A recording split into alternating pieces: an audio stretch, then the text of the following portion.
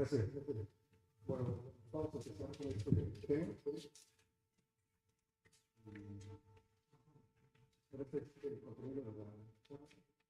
Voy a hablar un poco de ferritas, de las técnicas de preparación, algunas técnicas de factorización, algo que me importa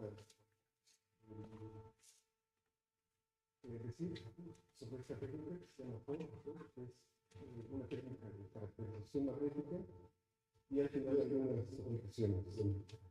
Bueno, las ferritas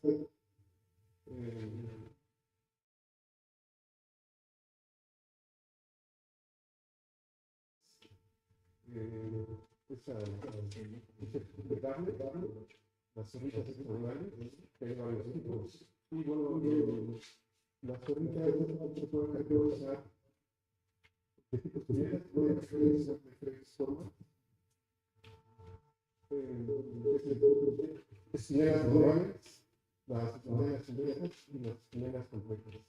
Bueno, las esquineras normales se caracterizan por tener los capieles más pequeños y se localizan en el sitio L y los más grandes en el sitio donde están los hierros fresas.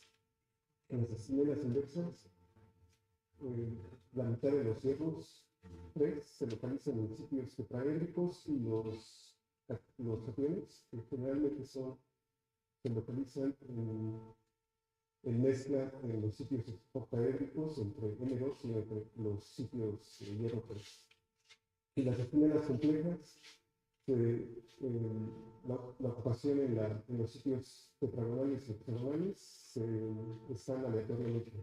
Y en las esquineras normales, por ejemplo, tenemos como ejemplo la ferrita de King, en las esquineras inversas la ferrita de Nietzsche, y en las esquineras complejas la ferrita de manganeso, y como están mezclados, se puede tener como fórmula general esta, ¿no? Y aquí está un ejemplo de las esquineras normales y las inversas.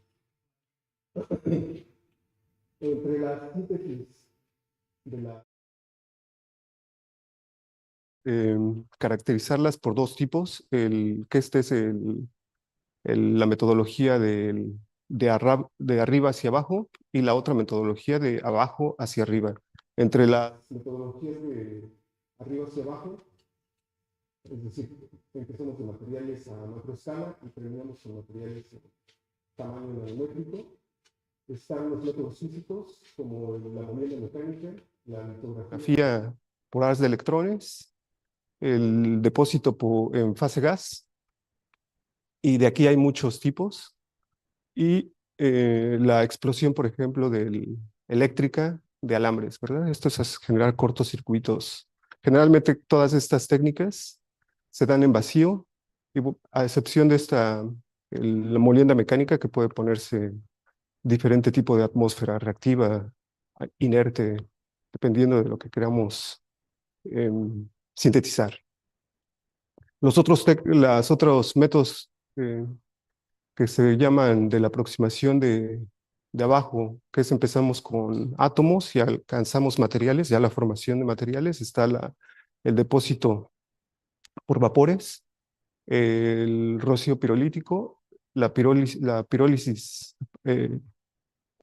por láser, la coprecipitación, la descomposición térmica, la microemulsión, los métodos hidrotérmicos y solvotérmicos, el método de sol-gel, el método de polioles y algunos métodos que utilizan plasma. Otras técnicas que utilizan esta técnica de abajo hacia arriba están los métodos biológicos, que utilizan, por ejemplo, microbios, plantas y algunos patrones de DNA y membranas. ¿Qué características tienen estos tres tipos de métodos? Es que generalmente los métodos físicos son caros, dejan alguna huella ambiental, usan productos o tienen desechos tóxicos, y la formación de subproductos y desechos tóxicos, ¿verdad? Entre los métodos biológicos, bueno, en este review dice que son son más baratos, son ambientales, eh, amigables con el medio ambiente, perdón, y tienen mejor el control del tamaño. Esto sí es verdad, esto podemos discutirlo, ¿verdad? Que sean menos caros y amistosos con el medio ambiente, esto sí es discutible, pero esto sí es una realidad. Tienen un control de tamaño muy, muy bueno, estos métodos biológicos. Bueno, entre el método de coprecipitación consiste, por ejemplo, para preparar nanopartículas de óxidos de hierro, empezamos con hierro 2 más, bueno, una sal de hierro 2 más, una sal de hierro 3 más, se disuelve en un ambiente libre de oxígeno. Esto puede ser a atmósfera abierta también, pero sin que eh, haya un flujo de oxígeno grande, ¿verdad? Se mezclan y al mezclar esto se tienen ya el hierro 2 y el hierro 3 más en la solución, se adiciona una base que sería hidróxido de sodio, hidróxido de potasio, alguna otra base, ¿verdad? Como esa. La cuestión es que tiene que estar en un pH muy alto, entre 8 y 14, para que se dé la condición de formación de magnetita en este caso. Esto sí es muy estricto, que tiene que llegar a estos pHs altísimos. Bueno, posteriormente de esto, de la formación, se tienen que lavar las partículas y se pueden hacer transformaciones de interés. Entre los otros métodos está la descomposición térmica a alta temperatura, que serían empezar de un, una sal metálica o un precursor metálico, un oleato de sodio, que puede ser una sal de casi cualquier aceite. Eh, Al juntarlos se forma un complejo metal eh, oleato y ese metal oleato, ese complejo metálico, perdón, se le, se le lleva a alta temperatura, generalmente es a la temperatura de ebullición del solvente, y se crean este tipo de nanopartículas que son de tamaños bastante controlables, ¿verdad? Como se dan cuenta, la dispersión de tamaño es muy buena. Esos son de los mejores métodos para controlar tamaño de nanopartículas. Otro método de síntesis está la hidrotérmica isolvotérmica. En esta consiste en adicionar, por ejemplo, una amina, un ácido graso y un solvente. Y a ese se le agrega un complejo metálico como es el pentacarbonil hierro. Se agita, se mete a un autoclave. Esto es un recipiente que puede aguantar alta presión, generalmente de algo que no reaccione, ¿verdad? Como el teflón.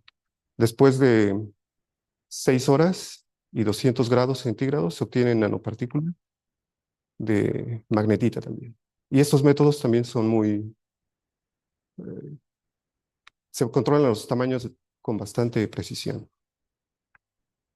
Otro método es la sonólisis o métodos sonoquímicos. En este consiste ya de transformaciones de la superficie de la magnetita. Por ejemplo, tenemos magnetita dispersa en una fase líquida. Se adicionan, por ejemplo, aquí agua, está en una fase acuosa y una fase donde está el SDS, ¿verdad? Que el SDS es un detergente, se avienta la sonificación, reaccionan y estas nanopartículas se quedan em, envueltas en las emulsiones. Y bueno, se pueden hacer reacciones posteriores para hacer otro tipo de complejos, ¿verdad? Los métodos de microemulsión, estos también son bastante interesantes. Sin embargo, son un poco más costosos y más elaborados, como se dan cuenta. Por ejemplo, aquí em, se forman micelas inversas, donde están los iones en fase acuosa, esto que está dentro, y afuera están las moléculas de surfactante. Y en este caso tenemos lo mismo, pero con un reactivo A y con un reactivo B, otra micela, ¿verdad? Posteriormente se unen, se colisionan y a esto le conocen como microreactores, donde la reacción se lleva a cabo adentro de la micela y posteriormente se obtienen las nanopartículas ya en este caso, ¿verdad? Lo otro es que el otro método es que se tienen estas micelas, se le agrega un reactivo que hace que reaccionen. Este reactivo hace que, por ejemplo, se oxide o se reduzca lo que está dentro de la micela y se obtienen también las nanopartículas de este lado.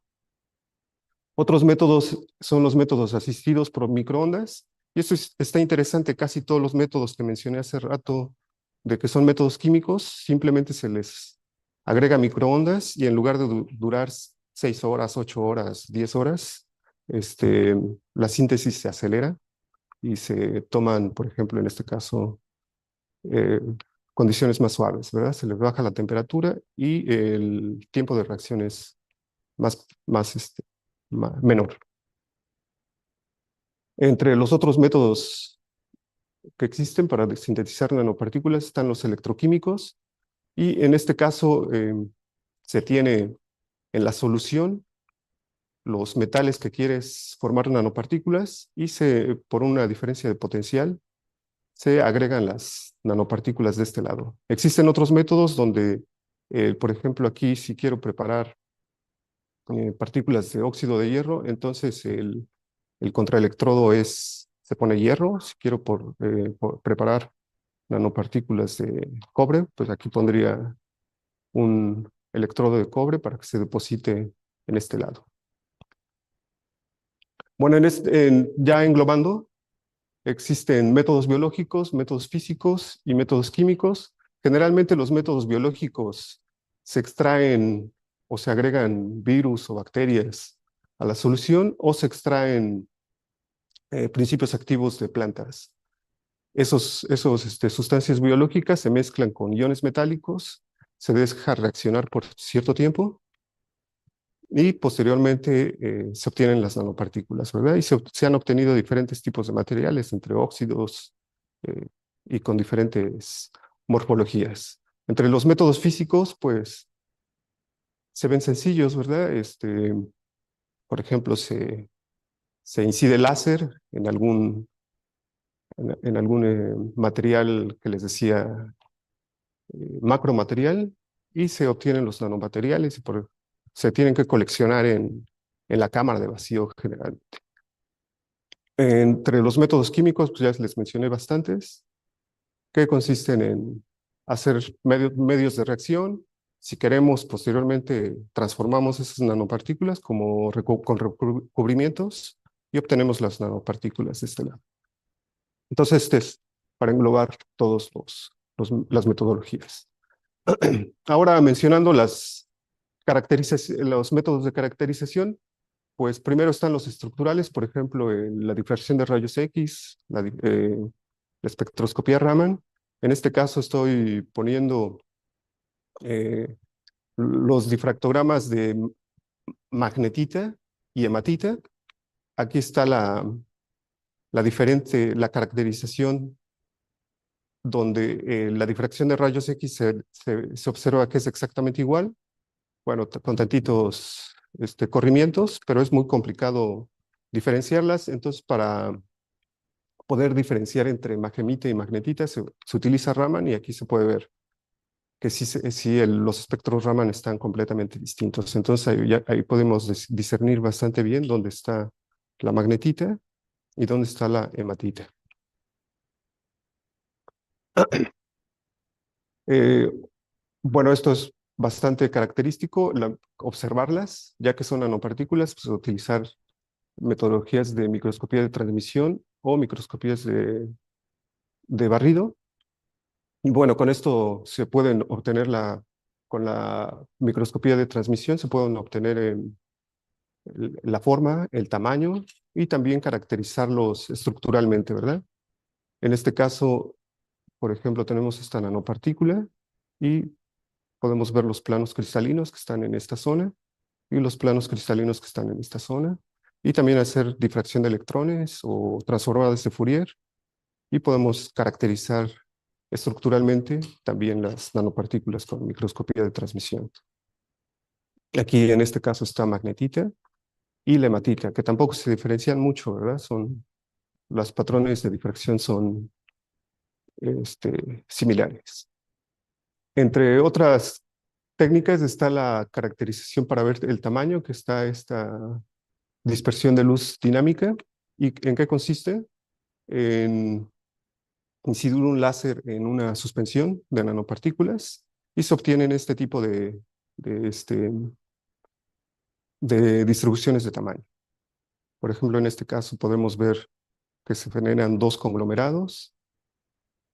Algo importante es que las dispersiones tienen que tener muy baja concentración para tener para evitar otros tipos de fenómenos que interfieren en la obtención del tamaño. En este caso estoy mostrándoles unas nanopartículas de magnetita que están sin recubrir y en este caso están recubiertas, ¿verdad? Cuando están sin recubrir, pues podemos ver que están bastante aglomeradas. Al tiempo cero, cuando las ponemos sin agitación, con, con sonido, están de este lado y las vamos agitando 2 minutos, 3 minutos, 5 minutos y 6 minutos y vemos cómo se van desaglomerando las nanopartículas en la solución y se forman conglomerados bastante grandes, ¿verdad? Que son de un micrómetro, perdón, sí, de un micrómetro, y cuando se recubren, pues se darán cuenta que se forman dos tipos de conglomerados. En el tiempo cero están estos conglomerados gigantescos y estos conglomerados de 10 nanómetros. Cuando se agita más tiempo, pues se forman conglomerados de diferentes tamaños. Entonces es importante ver eh, eh, que las nanopartículas generalmente cuando se ponen en solución se forman conglomerados demasiado grandes, ¿verdad? Del orden de las micras. En el caso de las nanopartículas magnéticas. Bueno, también se utiliza para caracterizar las nanopartículas la espectroscopía Moss-Bauer. Y la espectroscopía Moss-Bauer pues sirve para, eh, básicamente, eh, bueno, para varias cosas, ¿verdad? Tienen que ser elementos activos. En este caso se utiliza mucho porque pues, tienen hierro. Y bueno, aquí está toda la metodología del Moss-Bauer. Básicamente lo que les quiero mencionar es que eh, se generan este tipo de espectros y con ajustes en software específicos, podemos encontrar dónde están los sitios tetraédricos, los sitios octaédricos en la magnetita, que sería de este caso, en la magmita, y esta metodología claramente con todos estos parámetros de ajuste, ya analizando los espectros a temperatura ambiente y a bajas temperaturas también puede ser, podemos determinar qué fases están, ¿verdad? Y aquí podemos discernir fácilmente entre magmita y magnetita. Es de los mejores métodos para realizarlo.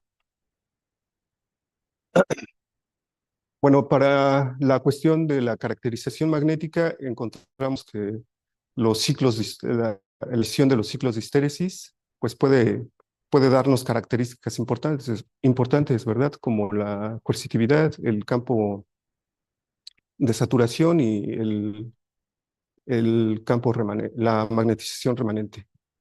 Y aquí podemos caracterizar entre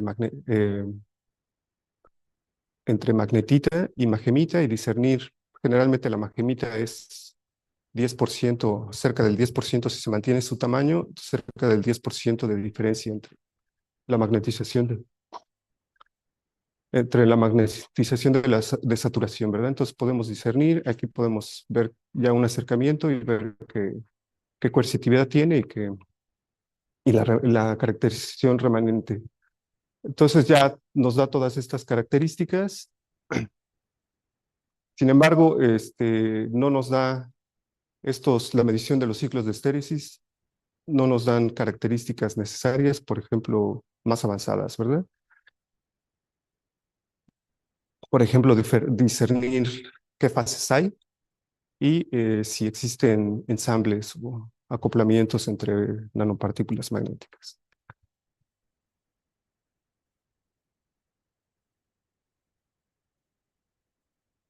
Oh,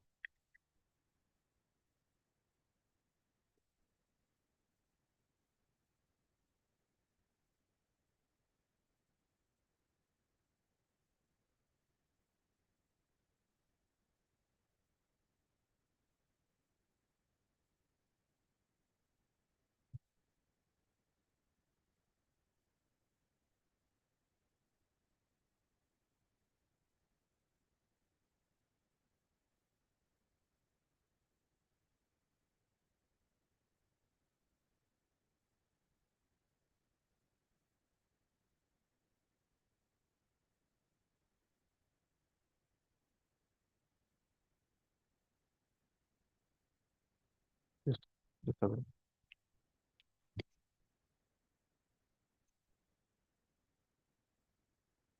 Entonces, para tener una mejor caracterización magnética, utilizamos otras técnicas como estas técnicas de los eh, ciclos de histéresis pequeños, y estas ya nos pueden dar, por ejemplo, cómo se comportan la, magnéticamente las nanopartículas a campos más pequeños sin llegar a la saturación, y nos pueden servir para eh, caracterizar mejor las nanopartículas para algunas aplicaciones, ¿verdad? Como la hipertimia y el nanocalentamiento.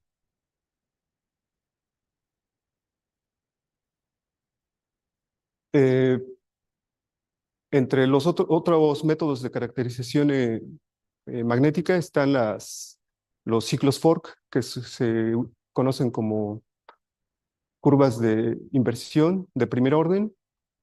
Básicamente, ¿qué se mide?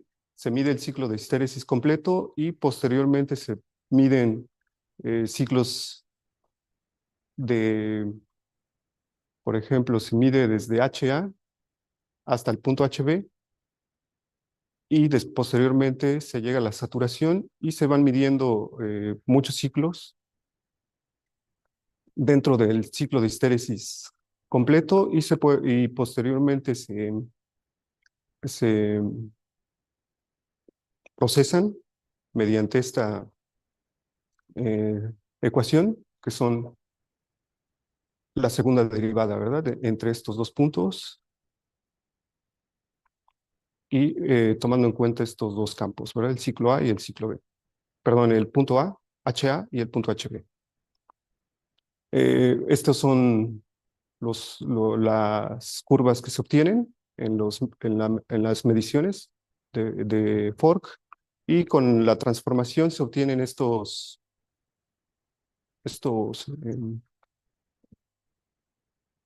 diagramas que son característicos de si se van a obtener, eh, cómo interaccionan las nanopartículas, si están como monodominios, multidominio, pseudodominios, o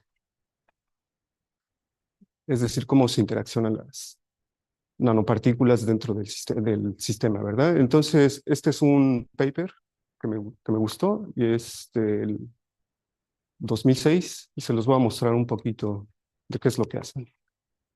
Esta es una simulación donde se tienen dos tipos de nanopartículas, esta y esta, 100% de M3 y 100% de M1, y aquí se puede observar que estas nanopartículas son monodominios, ambas, Cuando se mezclan, bueno, con coercitividades diferentes, esta tiene coercitividad como de 15 y esta tendrá como de 25. Se mezclan en una proporción del 60-40% y aquí se puede discernir la presencia de ambas nanopartículas en la mezcla, ¿verdad? Cuando está en 40-60, aquí se puede discernir entre la presencia de ambas ambos tipos de monodominios. Eh, esta es una simulación también. Cuando se obtienen que esa interacción es débil, un poquito más fuerte, y cuando la interacción es extremadamente fuerte. Entonces se ven los monodominios, estos son monodominios interactuantes, y cuando se tienen las mezclas, ¿verdad? Aquí se ve la presencia de un monodominio y la presencia la presencia de ambas nanopartículas con diferente dominio. Cuando interaccionan mucho, se ve la interacción, se observa en el eje Y.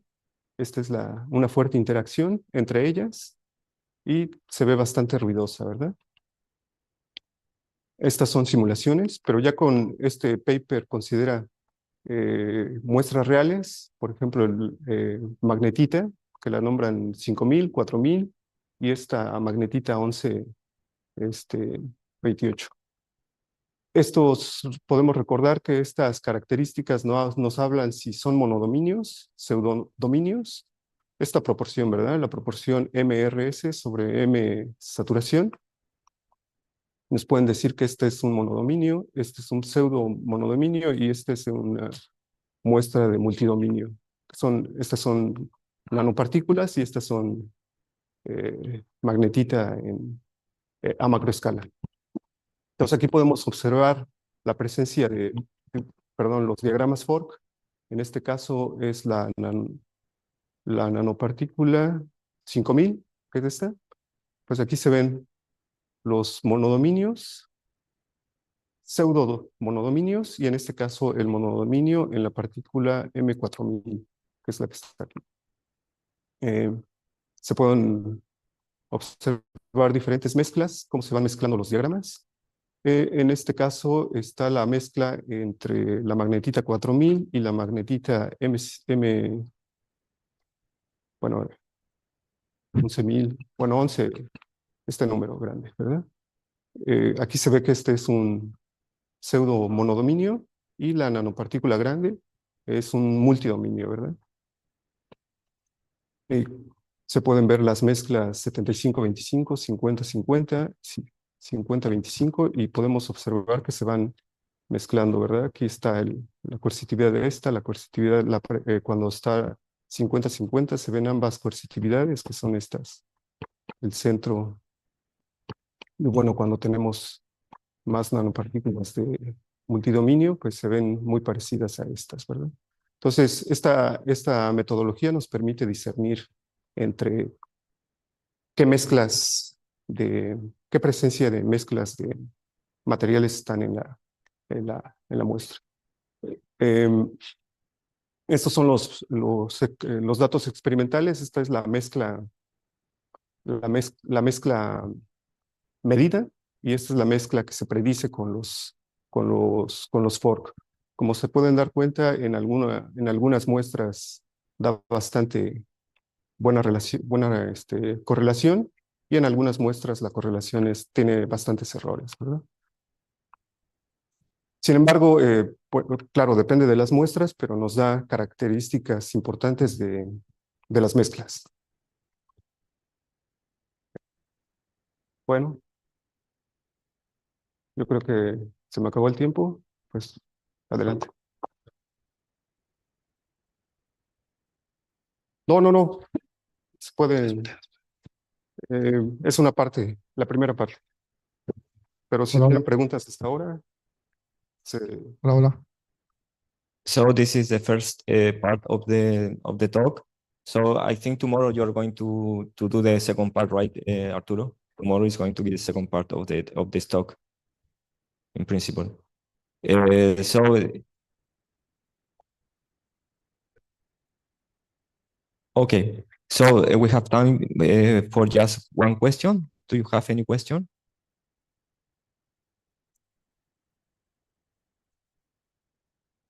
Good morning. Thank you for your talk. Um, can I go to slide 13, please? And about the fabrication of nanoparticles. So I'm sorry if I missed some details. My Spanish is quite limited. Yes, 13. On the physical method using laser beams, where is the material coming from to make nanoparticles? Is it from the stopper or is there like an atmosphere where the nanoparticles are made? There are many methods. This is the global scheme. The methods can be microwave or microemulsions or hydrothermal, can be wherever. It's only an scheme. Okay, thank you. Yeah. Okay, let's thank Arturo again.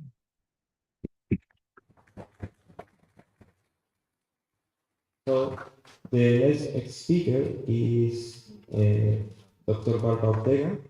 That this talk is going to be online. Are you there, Barbara Ortega?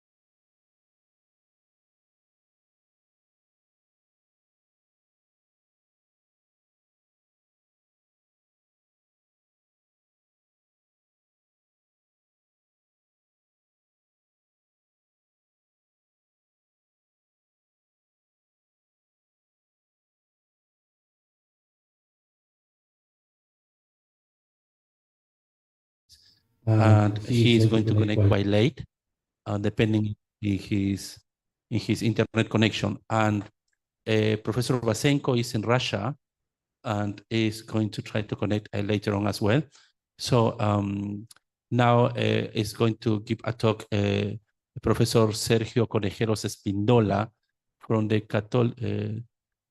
Northern Catholic University in Antofagasta, Chile.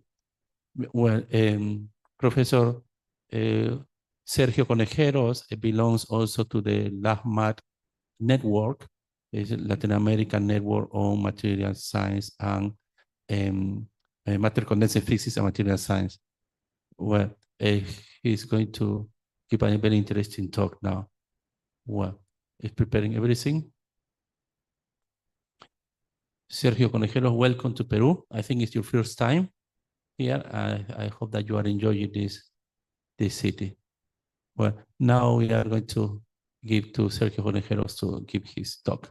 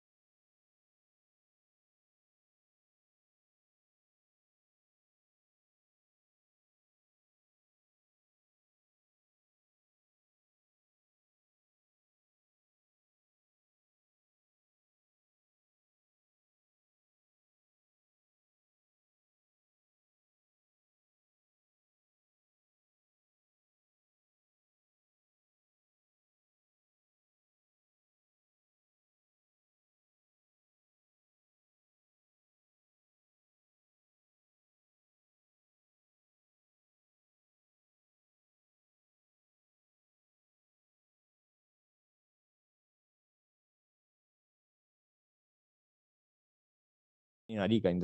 The Arica is a city just in the border with Peru. So I have been several times in Peru, but this is my first time in Lima. Okay.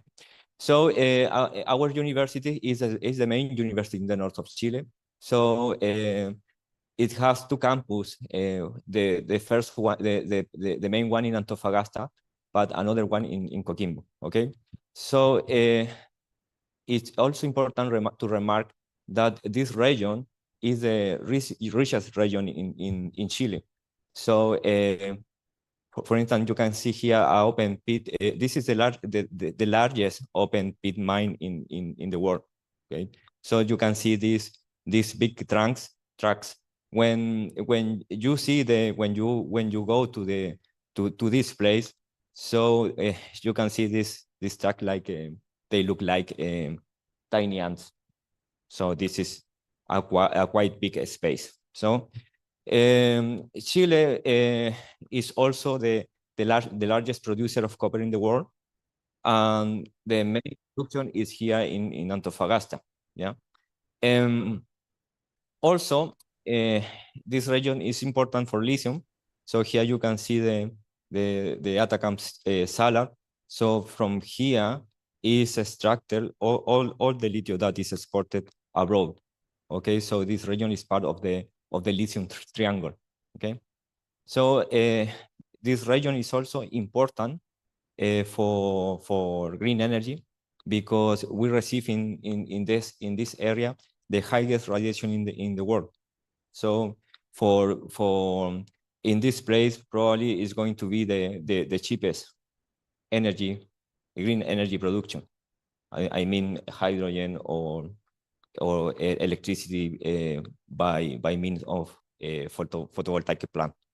It's also important for astronomy. So the main astronomy centers are here. Okay. So today, why I'm going to talk about chalcopyrite. Chalcopyrite is a natural mineral, but represent the bulk of the world supplies of copper. Yeah. So Chile is the main producer of copper. In second place is Peru. So both countries are talking about the worldwide reserves. They have like the 80% of the copper in the world. Okay?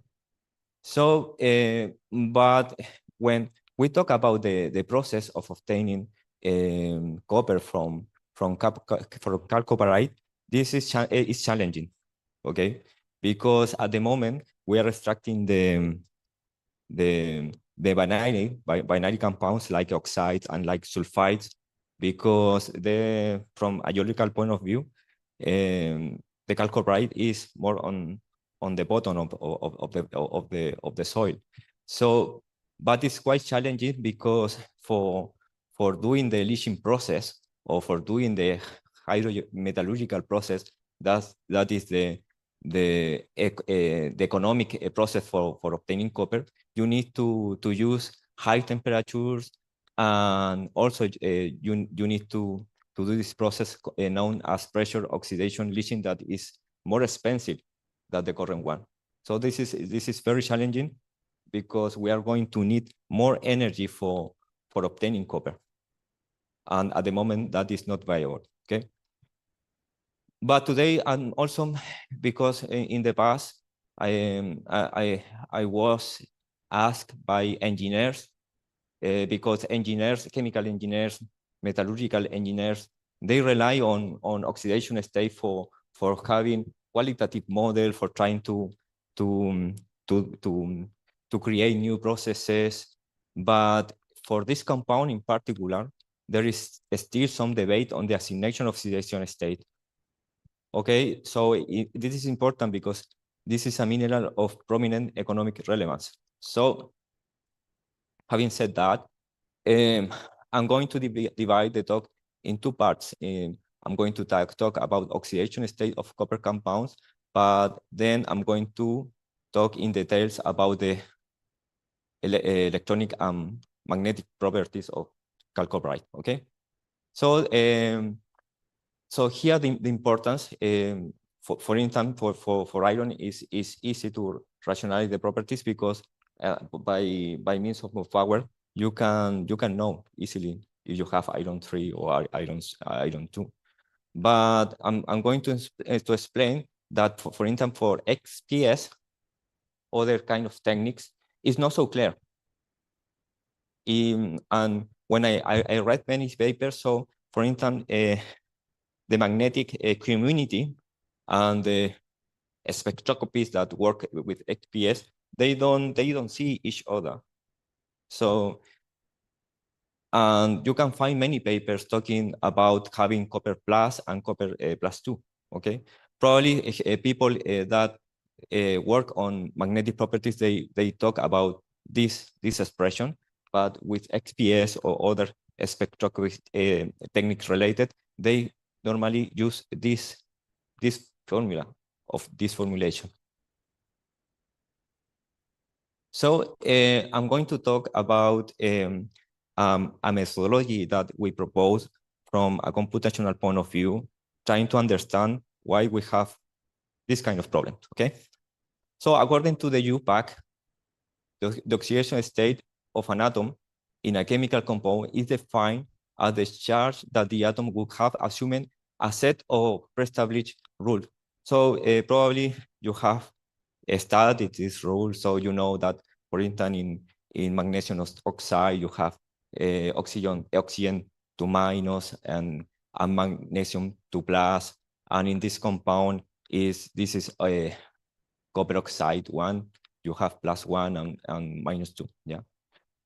But the problem, this work when you have ionic compounds, but when the covalence degree is increased, and when you have more complicated crystalline structure, so the formulation or the oxidation state assignment is not so clear. Okay, so for instance, this is the covellite. This is an other important mineral. But if you see the formula, you're going to say, and I have heard many people saying that you have here a copper +2 and sulfur 2-, but the reality that this compound is diamagnetic and you have copper plus. Okay.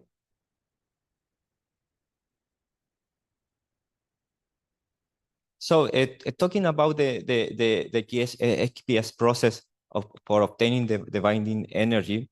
So this is an important technique that we use for having information of the oxidation state.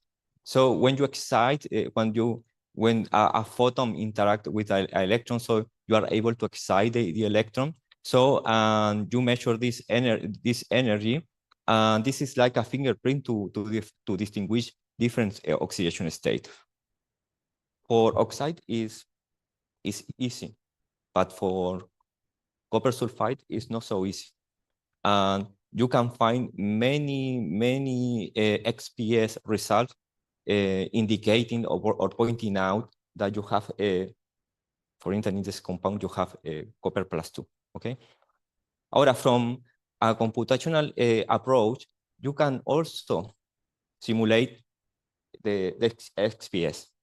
The easy way to do it is applying the initial state approximation based on the Kutzmann theorem. So the Kutzmann theorem basically tell us about that the binding energy is going to be equal to the energy of the orbital. So what the problem with this method is that we are not considering the work function. So the values of this energy are going to be a little bit smaller. Okay, but this is the easy way to do it computationally, because for calculating the work function, we need to include surface effects, and these are periodic calculation without considering surface effects. Okay, so having said that, so from a computational point of view, there is also, you can also analyze the charge population to get information of the oxidation state. But we know that they don't have a physical meaning. Normally you have many methods to do it. You have, for instance, the Mulliken, the Bader. Now the Bader is the most famous scheme to partition the total charge, but it is still an idea without a physical meaning. Okay. And also depend on the computational methodology. So for instance, if you run a DFT calculation or a Hartree-Fock calculation, so you can compare the values. Okay.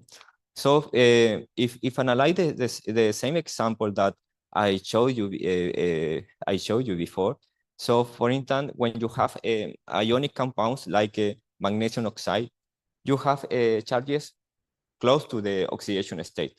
But the problem is when you increase covalency. So when the covalency is increased, so you don't have any meaning of, you are not able to differentiate the oxidation state. And here you have a dramatic example when you have a copper chloride. This is copper 1, and this is a copper chloride also, but this is copper 2, and you have a smaller charge. Okay. So fortunately, if we analyze the population of the d orbital, so we can get more information about that, because we know that a copper, the 3D orbitals are totally occupied, so we should expect to have a spin density equal 0. Okay. And when we have a copper 2, so we should have 1 electron ampere.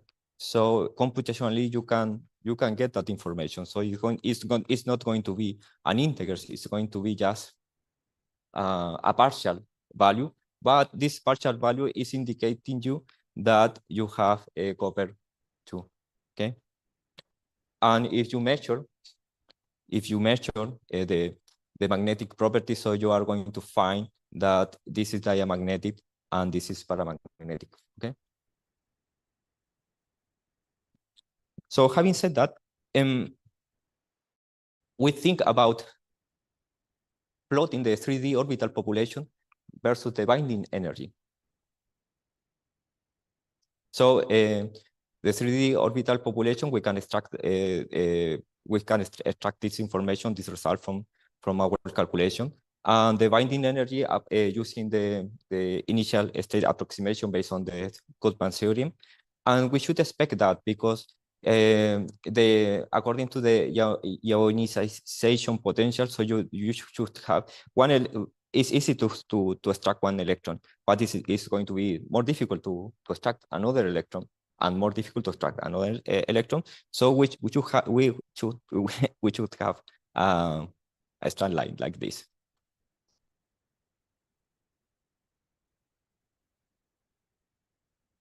So we calculated. We started with the free ions first. So with the free ions, you have this straight line that we thought, and this is copper 0. Yeah, but copper 1 and copper 2, copper 3 follow this straight line. But the reality, when you incorporate the ligands, for instance, here you have this oxide. So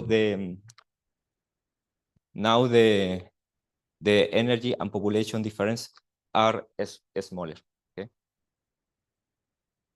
So, but here, so you can see here we have copper 1 and copper 2 and copper 3. Yeah, copper 3 and copper 1 are more difficult to differentiate because these are both diamagnetic. But copper 2 is, you can also differentiate this state from the other, looking at the spin density. Okay, so after calculating many binary compounds, we obtained this trend. So we clearly, we can see some trends here. So here we have the copper 1 compounds, and here we have the copper 2 compounds. Okay, this is the metallic case, metallic copper. Copper metallic is not going to be the same of the free ions, okay, because in the case of metallic copper, we always assign like a copper 0, the metallic copper, but you have an environment of other coppers, and this is important to put here this value, because I'm going to discuss later a little bit about this compound that you can see here. Okay. So after finishing the vanadium compounds, copper 1 and copper 2, we consider the copper 3 compound. There are not many. There are not many compounds, but you can see here that now it's not. They are combined with the copper 2 compounds, but fortunately we can differentiate using the spin density. But now we can differentiate the copper 1 from the copper 3. Other kind of interesting compounds are those the mixed valence oxides. So in this you have two kinds of copper. You have copper 1 and copper 2 in the same structure, and we were able to differentiate them. So for instance, the linear is usually the copper 1, and the square planar coordination is usually the copper 2. Okay, so here in this diagram, we were able to differentiate them as well. So that was good. And then we calculated many copper sulfide compounds, and all the copper sulfide compounds are copper 1, are +1. Okay, so we didn't find any copper 2, just copper 1. Okay, so here we have the cobellite, and the cobellite, this copper sulfide, you have two environments, a trigonal planar coordination and a tetrahedral coordination, and in both cases you have copper 1. Okay, then we consider a copper and iron sulfide, and in this case the copper is also +1. Okay, so here you have copper +1, and here you have iron +3. Yeah, here, so this compound, you can obtain this compound by a reaction between chalcopyrite and alkaline metal. These balls are very interesting because they are being tested in lithium batteries. Okay, so but here you have iron 2, and copper +1. And finally, we extended the study for this kind of compounds. And these are more challenging because in this case, in both cases, you have diamagnetic behavior. Okay, so you cannot use now the spin density. So you cannot measure the magnetic measurement they are not going to give you information about this problem. So which one? We have silver plus, copper 3 plus, or we have silver plus, or we have a copper 3 plus. That's the problem. So we also included this compound because this compound it has a copper 2 plus.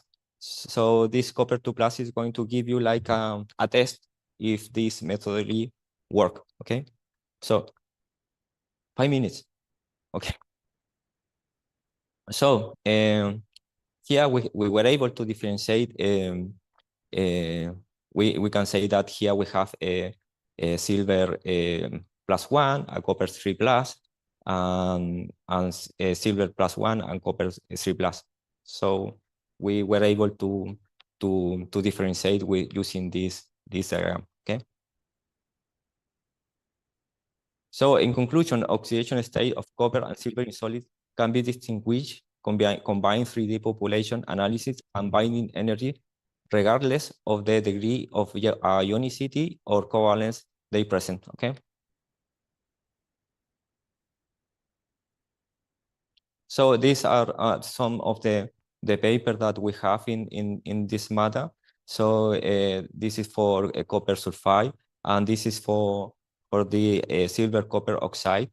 And now I'm going to talk briefly about this result. So okay, 5 minutes. So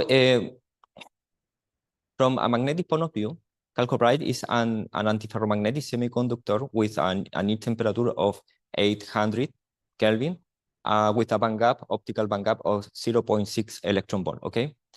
From neutron diffraction data, a magnetic phase transition has been observed around 50 Kelvin. Okay.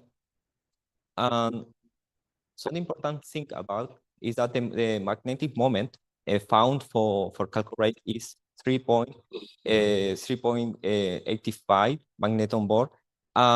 These magneton volt are related to the number of ampere electrons. So we should expect like in a free ion a 5, but because of the degree of ionicity is 3.85. Okay. And in this, from the for the neutron diffraction data, we also it was also reported a moment magnetic for the copper. Okay, so the spin of copper are ordered below 50 Kelvin, and the spin of copper are disordered over 50 Kelvin. Okay, so we ran some calculations. Analyzing the different magnetic configuration, and we found the ground state magnetic configuration that is the same that we have, or is the same that was obtained by neutron diffraction. But we only consider the iron in that case. Okay. So yeah, you can have here the results. So at a vector level and PV plus U level, we have nearly the same results. Okay. So looking at the band structure, so the PV is a disaster. So pure DFT doesn't work with this kind of material. So PV plus U give us a good result. This relief is also good because is predicting a semiconductor behavior, but it is very well known that this relief always give you overestimated band gap. At that time, I didn't have enough computational resources to run, for instance, HSE hybrid functional that is much better than this. Okay. So, but if we compare the properties of chalcopyrite as a sulfide, for instance, with oxide, in oxide you don't find this kind of behavior. So when we plot the band structure of the antiferromagnetic phase and the ferromagnetic phase, so you can see that the electronic properties are very dependent on the magnetic spin configuration. This is particularly for this kind of compounds. Okay, in oxide you don't see that kind of difference. So this is an important result. This is the density of a state of the antiferromagnetic phase and the ferromagnetic phase, and you can see here that the ferromagnetic phase you have an unbalanced density of state, and you have also, I haven't commented, but you have a smaller density spin of in copper. Okay, but analyzing the density of a state, this is not coming from the 3D orbital. The 3D orbital are nearly following this occupation. So the spin density is coming for the sulfur, for the environment, for the tetrahedral MS4. Okay. So then I'm going to be a little bit. I'm going to run a little bit, but then we calculated complete constant to see if we can see something about to gain some insight about the magnetic property for chalcopyrite. We did this just for the iron because it's impossible for doing it for copper and iron at the same time. Okay, so at the end we needed to do a 2/1 supercell in order to have the significant coupling constant. And here it's important to remark that experimentally you can obtain the coupling constant, but the empirical model that you use normally work until 2 coupling constant. Okay. So here there are the 8 configuration that we use to extract the exchange complete constant. At the end, we obtain this result, and we use the broken symmetry approximation is because we are using this is unrestricted Hartree-Fock or unrestricted DFT. So you have the electron in different orbitals. So the ground state is approximated to this energy. And this is called the broken symmetry approximation. Okay. And so here we have, of course, we have the main one, the biggest one. All of them are antiferromagnetic. Okay. So, but we had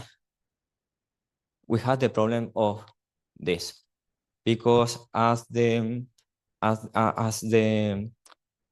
increase the energy of the magnetic configuration, so a small density the spin density of copper is coming to appear. Okay, so the ground state, you have just the iron, you don't have any spin density for copper, but as you increase the energy, so a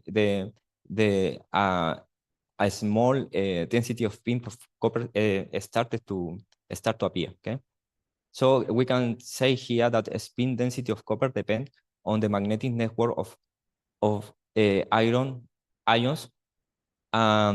It is important to consider the effect of temperature. So these calculations are 0 Kelvin. So we are not extracting anything from here. We are not able to say if we have anything about this. So we needed to run some calculation, including the temperature. Okay. So the only way to obtain some kind of explanation is trying to compare a theoretical or a simulated magnetic susceptibility with the experimental one. Okay. So for that, we just 3 minutes. We use the ALPS code, and in this ALPS code you have many spin models like Ising, XY, and Heisenberg. In this case, we use a Heisenberg model.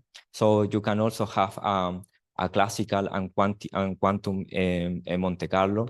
So the important thing, this is a linear chain extracted from this compound. So this is a topological calculation where you just consider the magnetic center.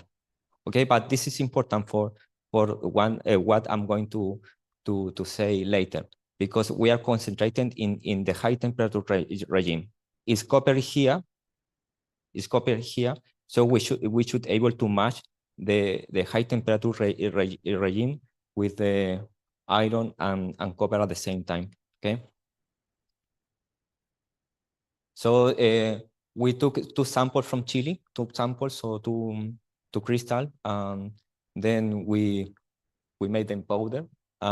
These are the result. So this is interesting because this is the onset, the blue line. This is the onset of the magnetic transition at 50 Kelvin. But we think that this anomaly of magnetic behavior reported in the past may be probably due to the presence of magnetic impurities, because in the other sample we didn't observe that. Okay, so we did the simulation with the iron magnetic center, but it didn't work. It didn't work. It worked here in this part when we consider the spin of the copper. Okay. So here you can see. So we have a good agreement at high temperature. A low temperature is impossible to do that because we have a variable spin density for copper that this simple Heisenberg model is not taking into account. Okay. So we can, these are the final conclusion. So according to our calculation, calculate is predicted to be an active ferromagnetic semiconductor. Apparently formal oxidation state in calculate is copper plus, iron 3 plus, and sulfur 2 minus. All the copper sulfide are plus 1 according to our result. KT higher than minus 57.1 Kelvin. Another Hamiltonian should be considered to take into account the copper ion.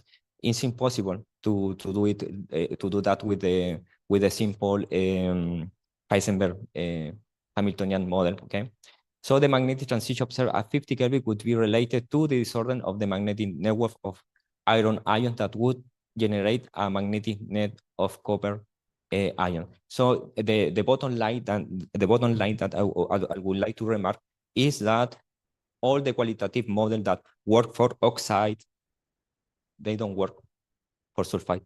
Sulfide are more complicated than oxide. So we should be careful when we try to use model that work for oxide.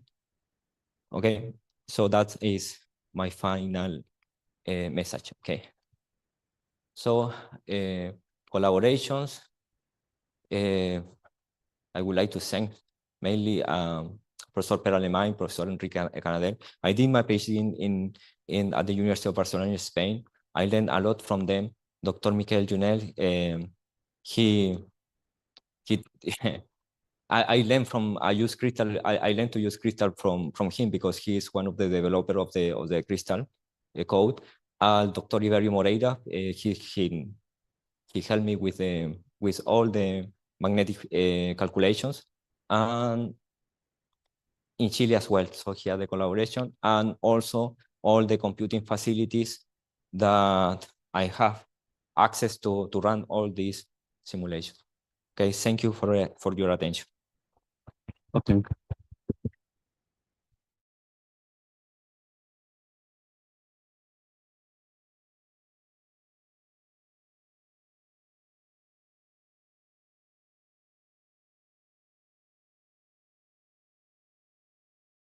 Kiko, and then- Solo un comentario. Para poder identificar el electrónico del hierro, hay una técnica muy poderosa, que es la espectroscopía Moss-Bauer, Sí, lo comenté. ¿no? Lo comenté. Y cuando usted afirma que a 50K, digamos, hay una transición, usted puede barrer, digamos, medir desde helio hasta temperatura ambiente. Y sería bueno que si Chile tiene bastante cobre, con media tonelada vendiendo, puede comprarse todo un equipo completo. Claro. Gracias.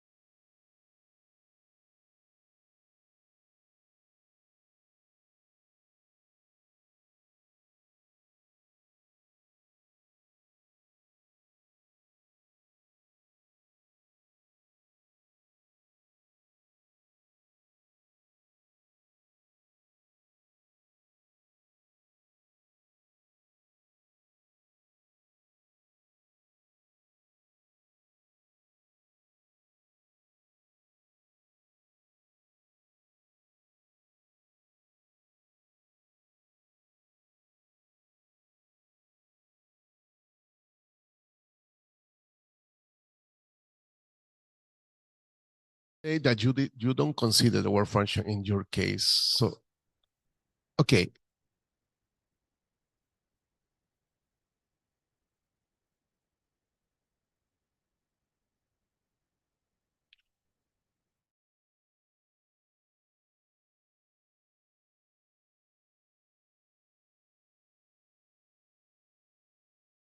A periodic calculation, you don't have any surface effect.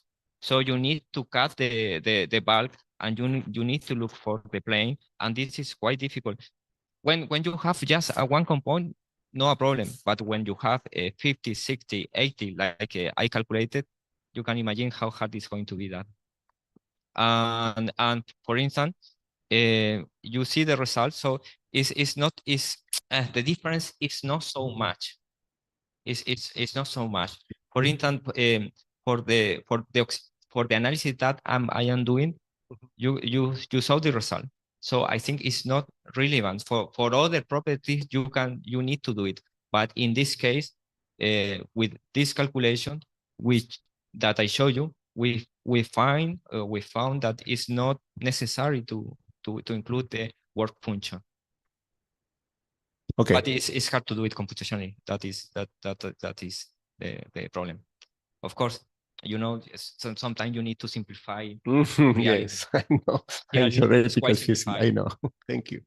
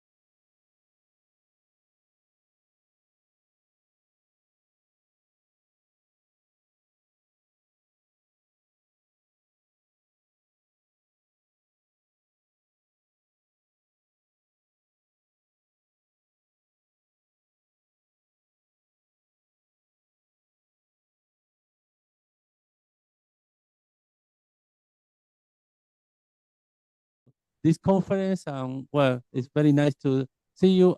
Please, you can start your talk now. Okay, thank you very much for introduction, and I'm happy to be here, and thank you very much for possibility to give a talk. My talk is superconducting diode effect in topological hybrid structures. And the talk is done in collaboration with my PhD student, Tair Karabasov, and researchers from Moscow Institute of Physical and Technology, Irina Babkova, and University of Twente, Alexander Golubov, who was, by the way, my first postdoctoral supervisor.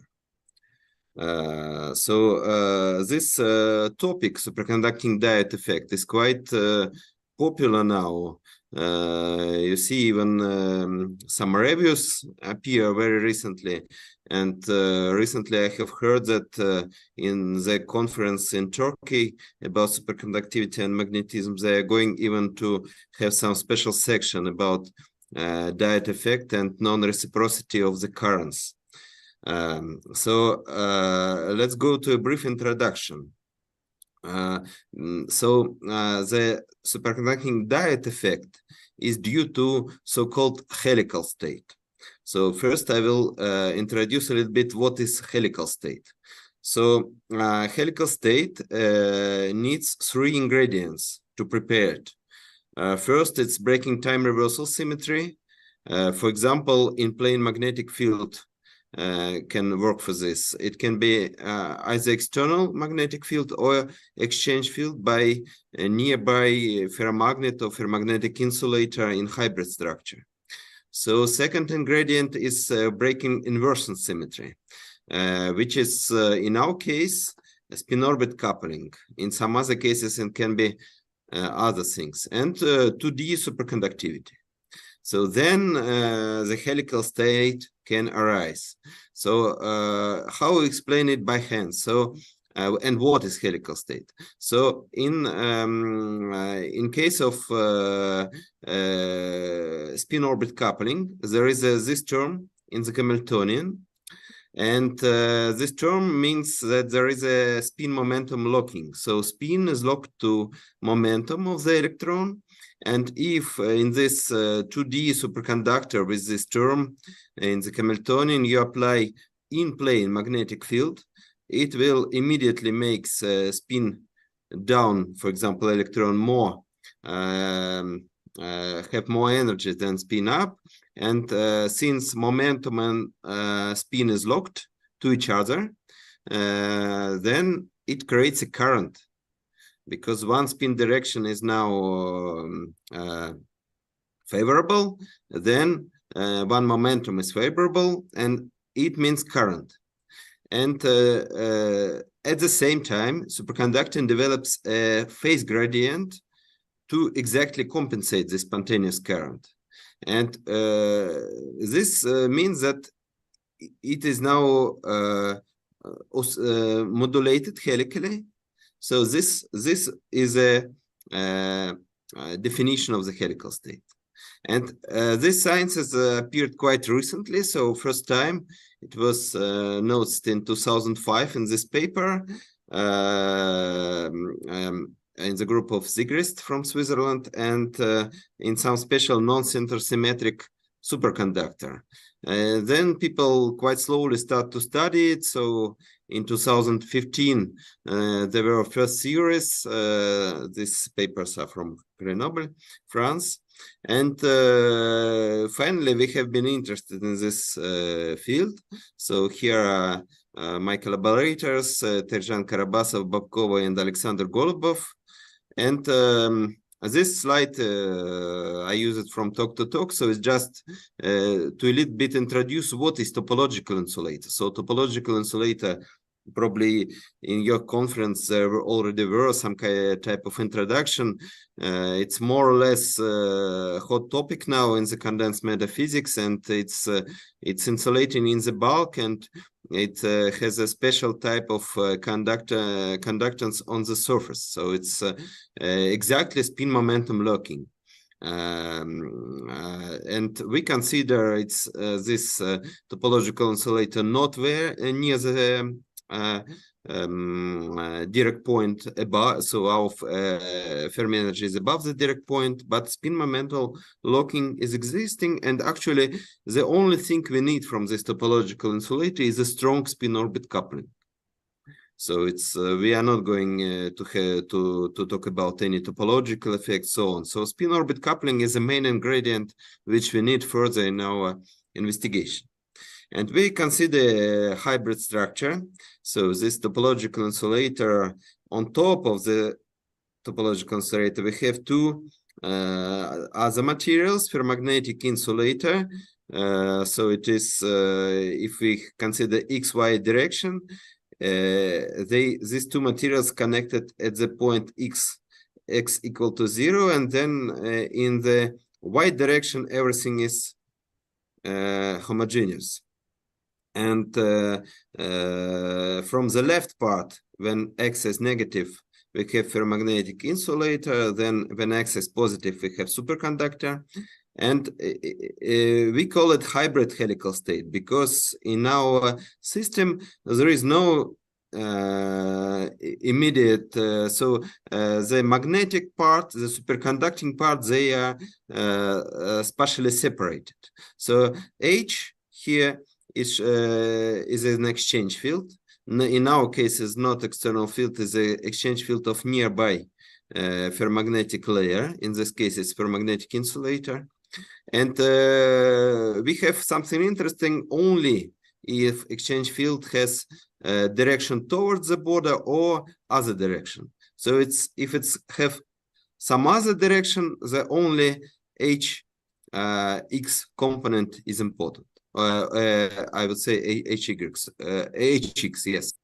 Yes, and in this case, we have a hybrid state, helical state, and this spontaneous current flow in our system, because our system is hybrid, and they flow in the y direction.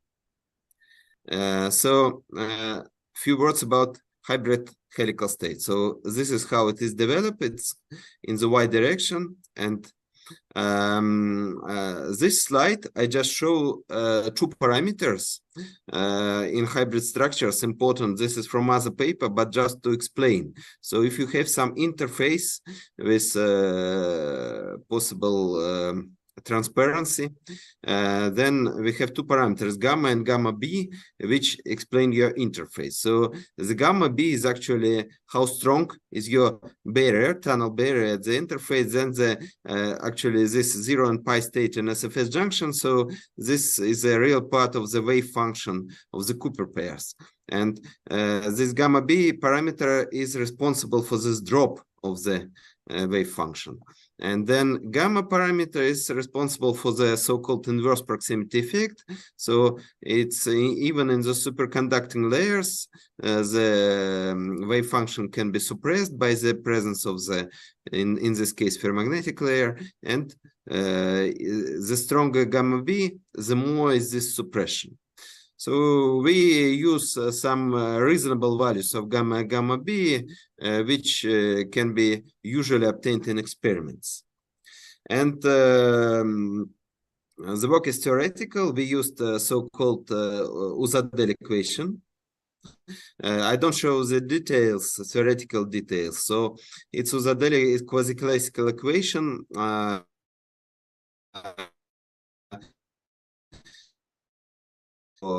In the group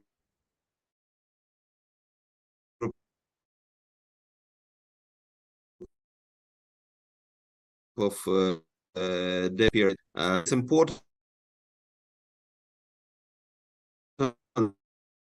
the level is well above in the gap. So in the volume gap of the topological insulator, if we the critical temperature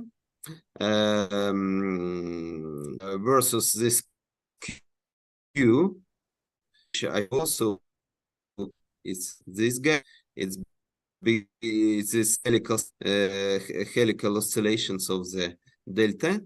Then we found that, of course, only one value of this critical temperature. So the value is a maximal critical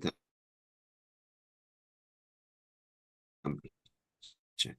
This we found that which is ground state. we have non-zero Q, which means immediately then we have actions exchange field towards the border, and so we have two different values. They are not what is important. So we calculate dependent on the gamma B parameter, of course. So this drop, by the way, is dropped to the normal state when it's non-superconducting anymore. So you see that, of course, if the barrier is transparent, the highest Q possible Q, and then if we start to move to, so what is gamma B, by the way? I should explain it a little bit more. So on the structure, in principle, we have two parts, and we can since topological insulator have conductance surface, so one part is strong spin orbit plus exchange field. Another part is strong spin orbit plus superconducting interactions. Between these two parts, we should have some barrier. Actually, this barrier naturally appear if we made the structure in experiment, just because these two materials have different bond structure, different Fermi velocity, and some barrier appear here. But it can be especially prepared, of course. So this is some analytical work done by Tahir. So if in some special case, when it can be done analytically, we found that this Q is governed by this ratio. And we will later see that superconducting diode effect is also governed by the same ratio in the same limit, of course, when analytical calculations are possible. So now let's speak about the current. So the total current, the net current, is 0, but since the structure is hybrid and the helical state is hybrid, we have distribution of the currents in different parts. So the spontaneous currents flow along the y direction. And what's important? So these two values of H and minus H is two values of exchange field. Then these currents are non-reciprocal. So at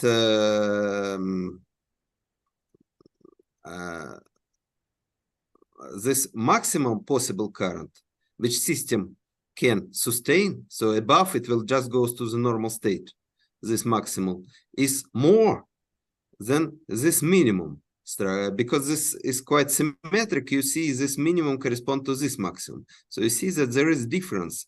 So if we bias this structure by external exchange, by external supercurrent along y direction,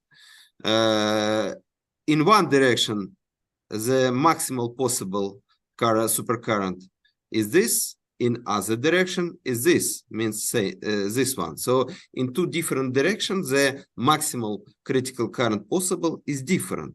It means that if we bias the system by the current which is between this value and this value, somewhere in the middle, then in one direction system will be it will be supercurrent, in another direction it will be dissipative current. So this means that it's working superconducting diode. So here we show some calculations of the current distribution in this system. So this C is a maximal critical current in one direction. It means that it's biased structure. D in other direction, it's also biased structure. B is a structure when there is no current bias. The net current is 0, but still we have critical current flow in different directions, in different parts of our system. So now we pass to superconducting diode effect. So there is a thing which called superconducting diode efficiency, that maximal in one direction minus maximal in another direction over the sum of these guys. So here is a nice picture which explains the result. In one direction, the structure is still superconducting. In some part of the structure, there is superconductor, and of course, all current goes through superconducting part. In another direction, the current is totally dissipative, and this is a big difference. Here resistance is 0, here is a final resistance. So this is the meaning of superconducting diode effect. This structure briefly shows the same. So in the structure, when the structure is not current biased, then net current is 0. If it's current biased in one direction, current can be larger than another direction. So this is again this nice illustration applying external supercurrent along the interface along the y direction. In one direction keep non-zero critical current, which on the left, and reversing the current may completely destroy superconducting state, which is on the right. So this Tair just prepared schematic illustration. Of course, I should say that this diodes is there are many theoretical works now and much less experimental works, and it's still on the in progress to develop the real diode, which can work as a basic element in superconducting electronics. But for the moment, it's a very hot field since maybe 2 or 3 years. And it was published, first experimental work was published in Nature in 2020. It was special superconducting layered systems, not prepared, but just found by nature, systems like this. Then there were a lot of works, some distinct materials with broken time reversal symmetry. Then what is interesting, also it's because it's also a hybrid helical state here. So here's superconducting ferromagnetic hybrid. It was done by in the group of Professor Bouzdin from France in Bordeaux, a very famous group on SF structures, and they just introduced the spin-orbit coupling inside the interface. So there is no topological insulator here, and spin-orbit coupling, it means that the tunnel barrier is made by the material with strong spin-orbit coupling. Of course, the interface is infinitely small. That means that spin diode effect here is also very small, but it can be completely calculated analytically in this setup, experimental setup. Also, Rajba superconductors, a very active group is now Sebastian Bergeret in San Sebastian in Spain.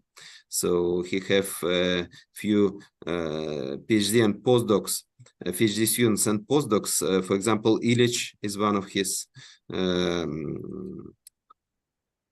postdocs, and they also, this is theoretical work. And what people usually calculate is this diode quality factor. Here it's called by eta, but I called it by delta E. So we will calculate it as well. So the group of Kokeler, I think he's a PhD student of both Golubov and Bergeret. Also, this diode quality factor calculations for depending on temperature, on various other parameters. So what should I say here? That it's a Josephson junction. So in our case, it's just a proximity structure where we find the superconducting diode effect. But apart from proximity structure, if we consider hybrid structures and not intrinsic materials, it can be also Josephson junction. So the Josephson junction can also serve in superconducting diode. It's a different setup. So in our case, we calculate this diode efficiency depending on various parameters: exchange field, gamma B, So we see that we should really have some finite transparency at the border. Otherwise, the diode effect is very small. About on temperature, etc., etc. So also it's possible to have some analytical results, of course, in the vicinity of the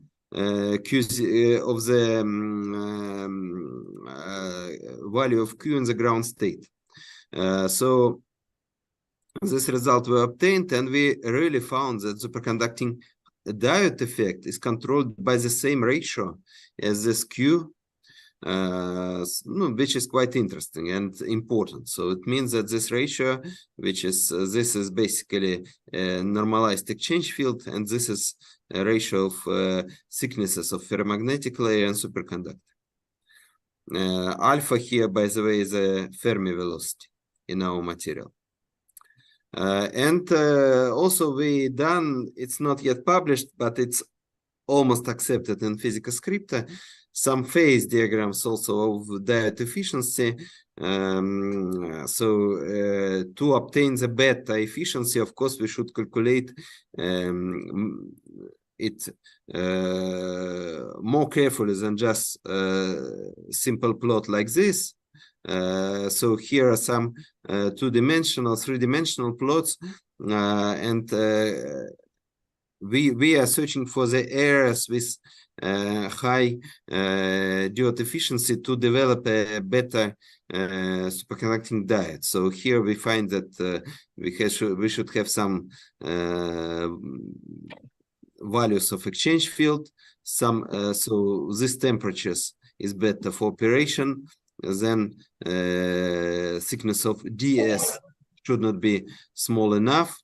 Gamma b, this is the most difficult part because it's not easy to tune these two parameters, but still it's possible. So you see that it should be non-zero gamma b, non-zero gamma. Yes, and basically that's it. So the ground state, what we obtain, the ground state of the system is characterized by delta pair potential modulated with finite momentum. This state is accompanied by non-zero current distribution, while zero average average value of the current is zero.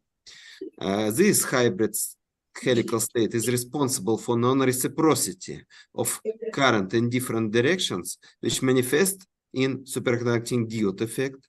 Also, some important analytical results have been derived, revealing the controlling parameters, and phase diagrams, I would say it's preliminary results for finding the beta parameters of realistic diode was calculated. In our, of course, for our system, for proximity diode, which is our which we was studied. So because there are other systems, intrinsic systems, as I have showed you, or Josephson systems, etc. So, and I acknowledge support from the Mirror Laboratories project and basic research program of HSE University. And thank you for your attention. And I'm ready to answer some questions if you have ones.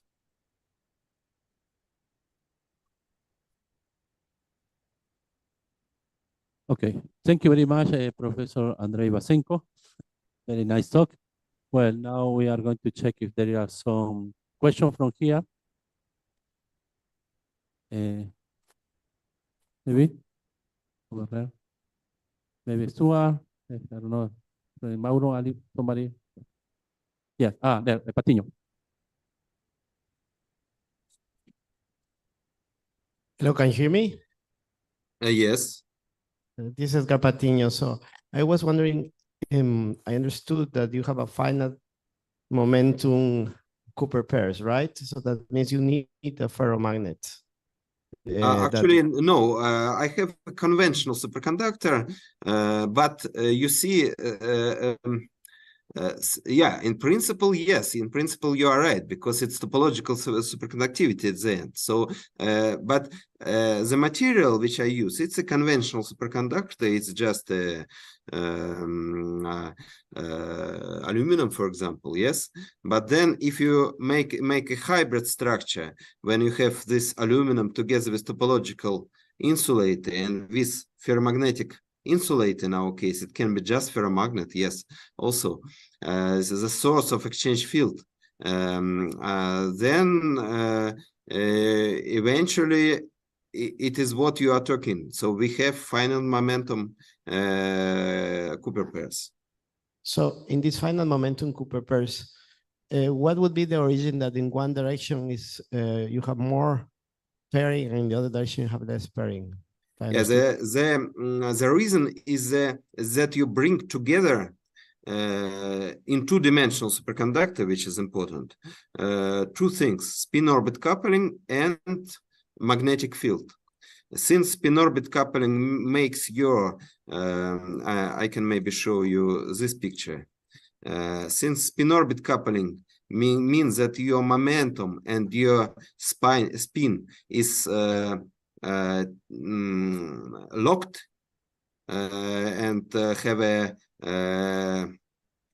right angle, then if you apply magnetic field, immediately you have final momentum because of this all three ingredients, actually: superconductivity, spin orbit coupling, and magnetic field all together, and you have final momentum.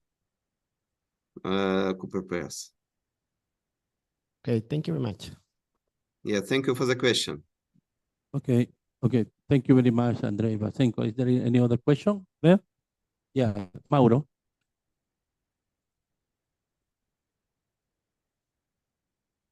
Please, very interesting talk. Could you tell us what's the origin of the orthogonality between spin and momentum? What's the origin? Yes. Okay, this is the origin is a topological insulator material. Actually, it's a little bit beyond from my talk, because in topological insulator you always have like this. So you have a conduction band, you have valence band.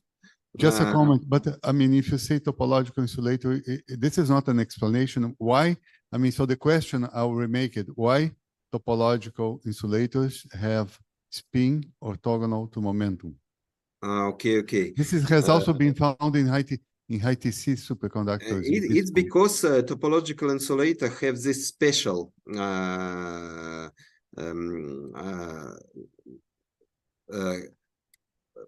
Dirac cone in the. So for me, I would say I cannot answer your question totally, because I'm not so much specialist in the origin of topological of what is topological insulator, because there is a special science, of course, what is topological insulator, how to calculate its band structure, and so on and so on. I just use a topological insulator because it has strong spin orbit coupling, not because so I don't have any topology in my talk. And in topological insulator you have this Dirac cone, yes. Where Dirac cone, the electron, spin, and momentum are locked. Why they are locked? Of course, it's depending on the Hamiltonian of topological insulator. So it's too much beyond my talk, so I cannot explain you, because I'm not a specialist in the origin of topological insulator.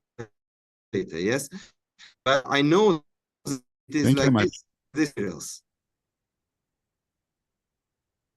Okay, thank you very much, Professor Mauro Doria. Thank you very much, Andrei, for your nice talk. Thank you. Well, thank you, and let's hope to see you in the next conference, maybe here in Peru or in Colombia or in Brazil or in Chile. Yes, it would be very nice. It would be very nice. And I'm sorry I missed the talk of Mauro Doria when he was in Moscow, because unfortunately I was in Spain at that time, but I regret this a lot, because I heard that it was very interesting talk and very interesting visit. By the way, you are working with Tiago Sarabia agora. Yeah, Tiago is He's was online a now there. PhD student of Arkady Shanenko. And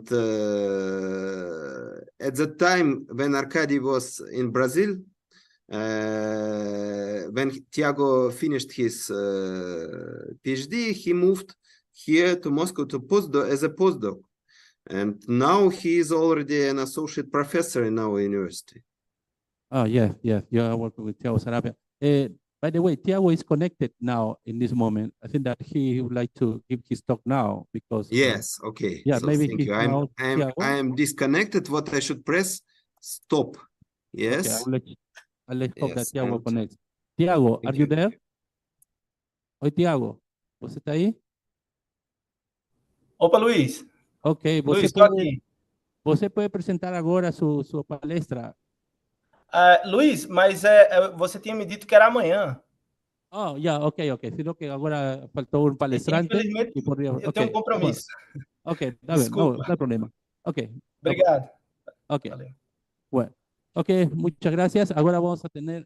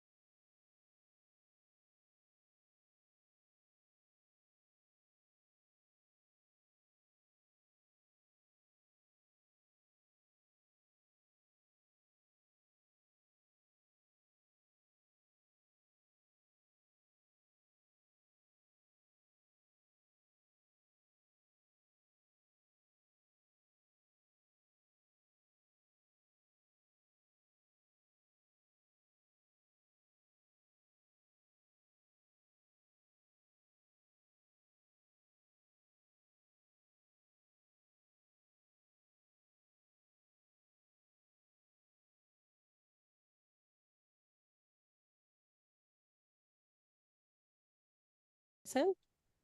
Yeah, I'll share my screen now. Maybe you could share your screen. Um,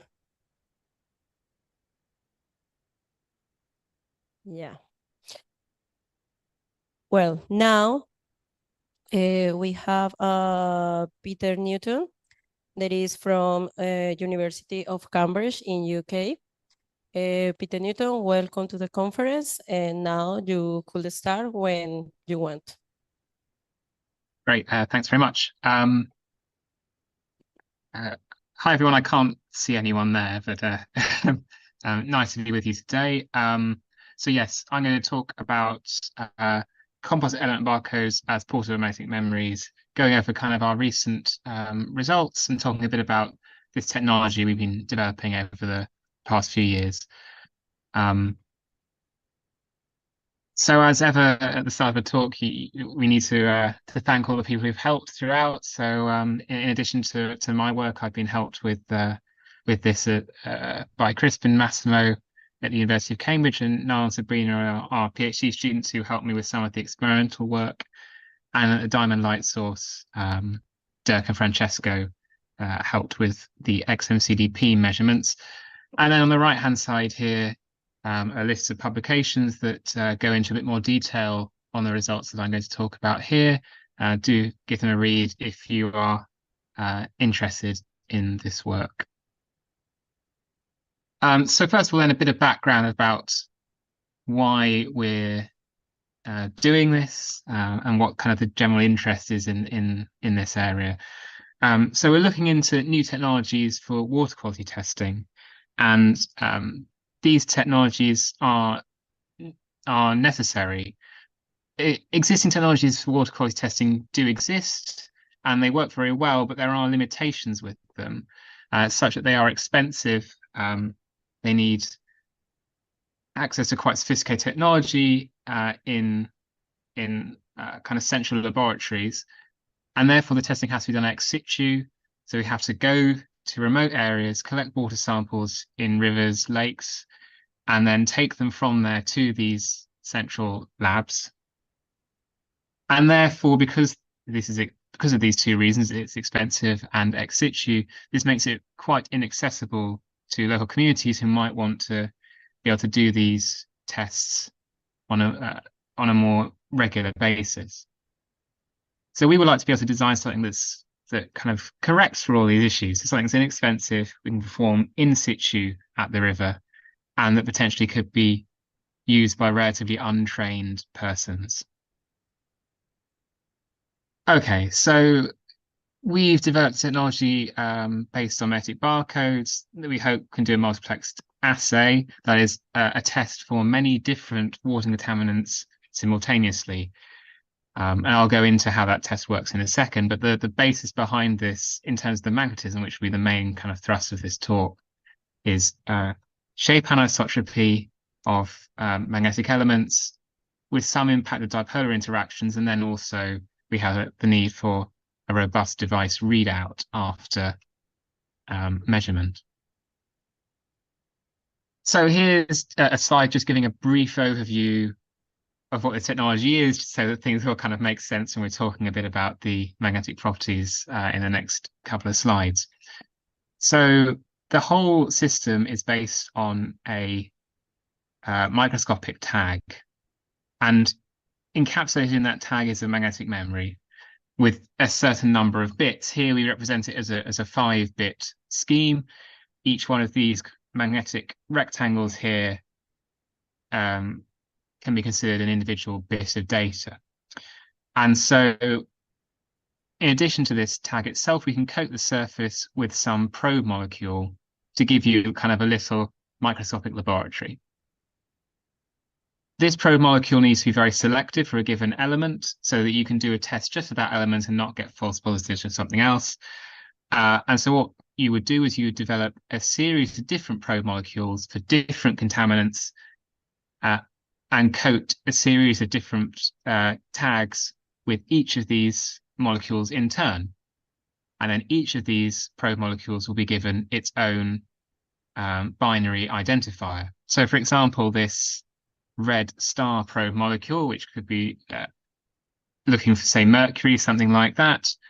When we coat that on the surface, we would encode into this tag the code 01000, and we would know that that code corresponds to our mercury test. And we would do the same for all these different tests for different potentially heavy metal contaminants. And from that, if we have them all in a beaker together, we can put them into a water sample and do a test for all of these contaminants simultaneously. So obviously there are a number of challenges with getting a technology like this to work, and these are kind of the main ones to worry about. So in order to do this, we need to be able to fabricate a vast number of these microscopic tags identically, and that obviously requires some thought. Here is some old results from an SCM showing kind of the general shape of all of these and how kind of consistently we can make these. We need to be able to write and read out the binary code that we have put on the barcode reliably, such that there's not any uncertainty with what the code is in each case. We also need to be able to develop and attach these probe molecules onto the surface to do our chemistry. And we need to be able to use this water samples in order to do a microfluidic transport such that we can read out these measurements, these binary codes and these measurements in flow. So in this talk, we're mainly going to be talking about the developments on making the writing and the reading easier, but I'll briefly touch on some of the other areas now that have also been seen some progress recently. So in terms of surface functionalization, I did mention a potential for a mercury test, and we did in the group recently develop a test, which you can read about in this publication here, which is very sensitive for mercury and gives a very consistent and well-known response to different concentrations of mercury in a sample of water, and doesn't give false positives for other contaminants. And so you can see this trend line here, the fluorescence of the probe molecule on our gold surface has a very well-defined relationship with the concentration of the mercury in the solution. So that's one test that we developed, and obviously in order to make this a workable technology, you would then need to build on that with further tests for other molecules. But as a proof of principle, we have this mercury test, and it does work as a fluorescent response. Okay, so let's talk a bit about the writing onto this barcode, just to kind of explain how it works, how we can get this binary code into this magnetic memory. So the key thing here is the difference in coercivity between these different bits. So we're applying a global magnetic field to the whole barcode in order to write on this binary code. So the wider the rectangle, the higher the coercivity, and the narrower, the lower the coercivity. So if we apply this very large field H1, that's enough to align the magnetization of all our elements, and we end up with a code that is designated as 11111. Then if we sweep back to H2, which is enough to reverse the magnetization of all the bits except the narrowest one, the one with the highest coercivity, we end up with a code that is 10000. And we can continue in this way all the way through the sequence in order to get the code we want. So for instance, were we to want to go to 10101, we would sweep backwards and forwards as shown in this schematic and end up with this code. So by doing this process and adjusting how we sweep this field for an n-bit barcode,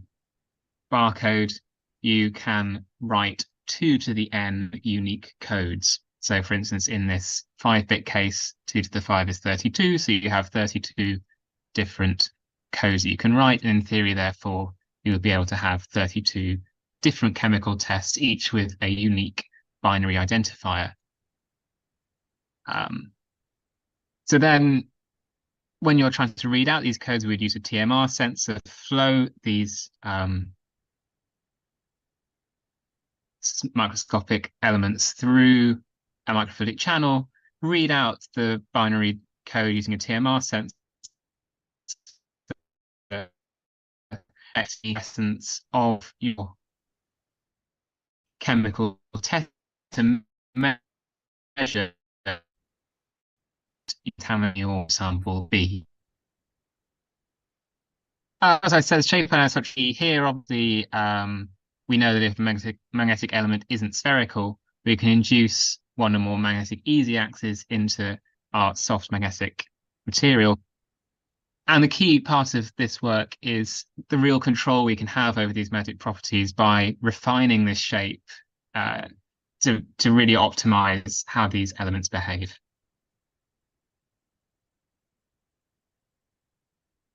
Okay, so let's go into a bit more detail on these magnetic properties. So as I showed in the schematics earlier, we were originally using single rectangles of different widths in order to define different bits with different coercivities.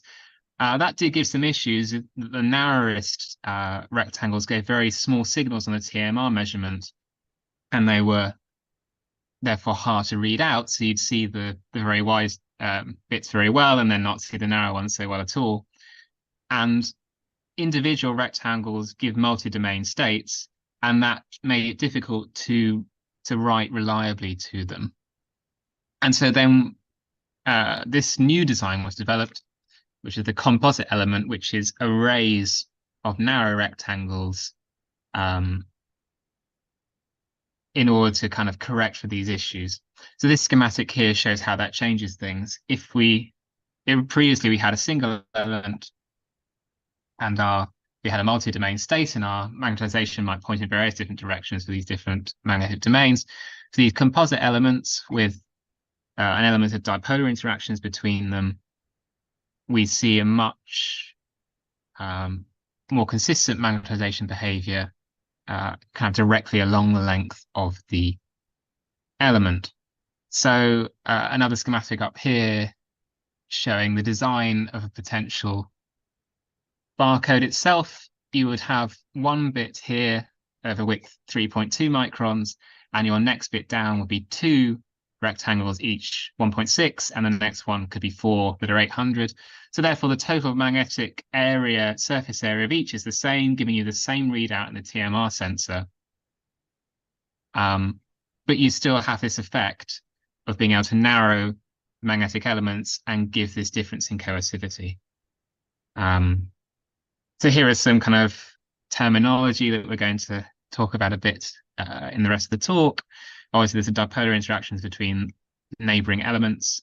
We're worried about the width of these elements, the spacing between them as well. The length we find doesn't have much impact once you get above a certain length, and we want to be a nice controlled regime where only the width is what matters. So we have elements where they're very long compared to their width. We don't have to worry about any small variations in the length at all. We can just control our behavior by thinking about the width and the shape.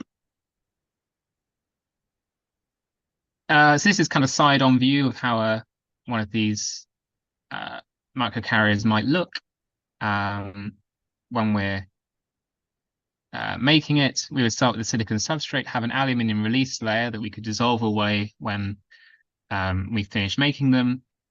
That will then be capped with gold and an adhesion layer. And then on top of this is our magnetic stack. These are our magnetic elements. Another adhesion layer. Our magnetic material is permalloy, obviously nickel iron, and then that is then capped with gold as well. And this whole thing is then encapsulated in SU8, and we can coat the surface of this with gold or with some probe material, other probe chemical as required.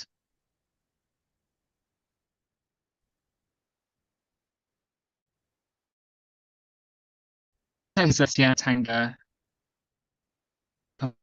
component.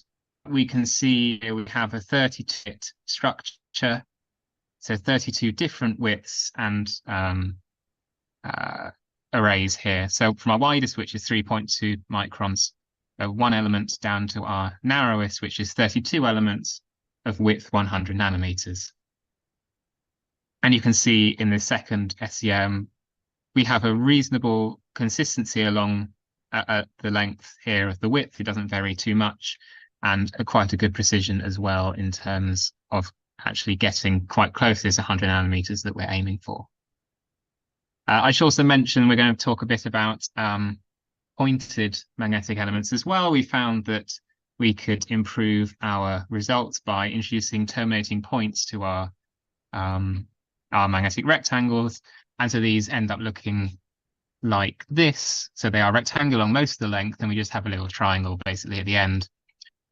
We can define the pointiness of these elements using this expression, where LP is the length of the point here, the length of this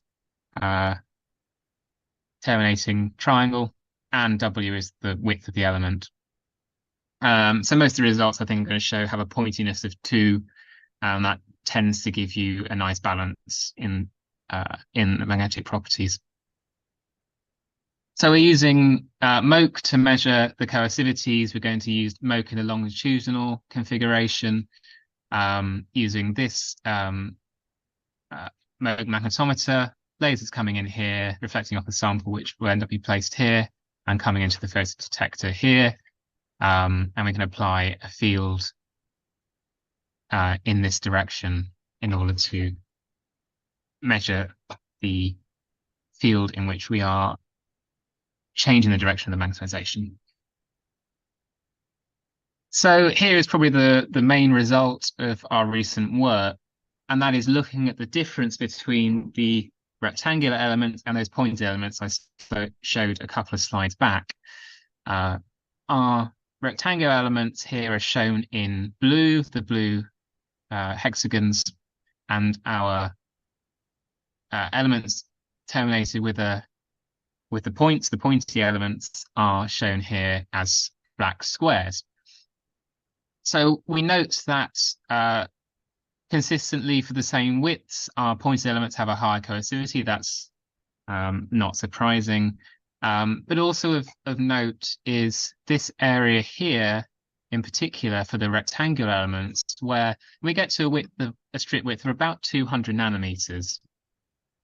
We find that there's an unexpected dip in this coercivity as we're narrowing the strips, which is not what you'd expect if you were just thinking about a consistent behavior of a magnetization reversal. You'd expect if you're narrowing the width of the strips, the coercivity should be increasing. So something is going on here that's slightly unexpected. But when we introduce the points onto the ends, we don't see that change. We just see a nice single power law behavior that is very well predicted by a single power law trend line. So clearly these pointed elements are an improvement over the rectangular ones. And so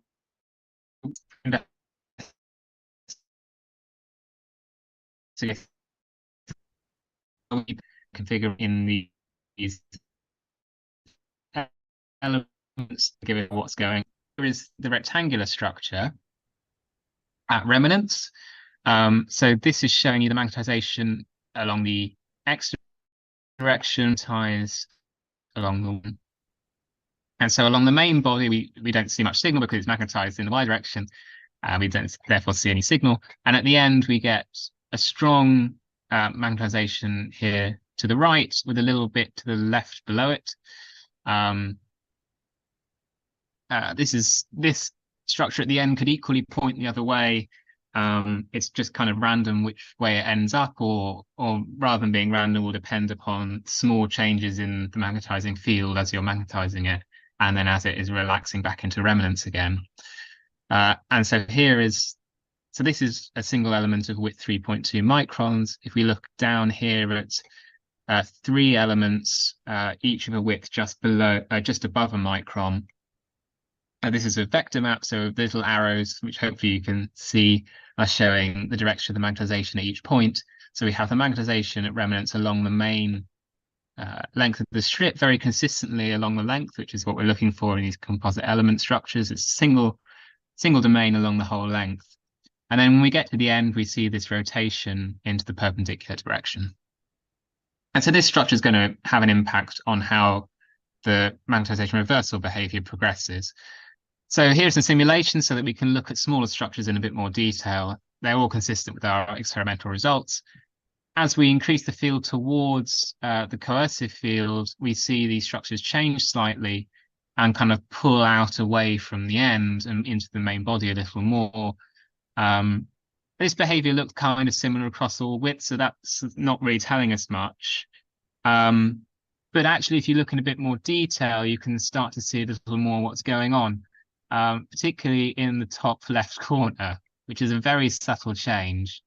In the very narrow strips, this point here is pointing perpendicular to the main magnetization direction. And in the wider elements, it's not. So just below coercivity, it's pointing still slightly towards the main magnetization direction of the elements. And so this is the impact this has on the magnetization reversal. So this is a time domain simulation using MUMAX. So for the wider elements in our trend line, we should see this top movie, and hopefully this will move nicely. There we go. So the reversal just sort of pushes along from this kind of central region along the strip. So our color wheel here is showing you the direction of the magnetization.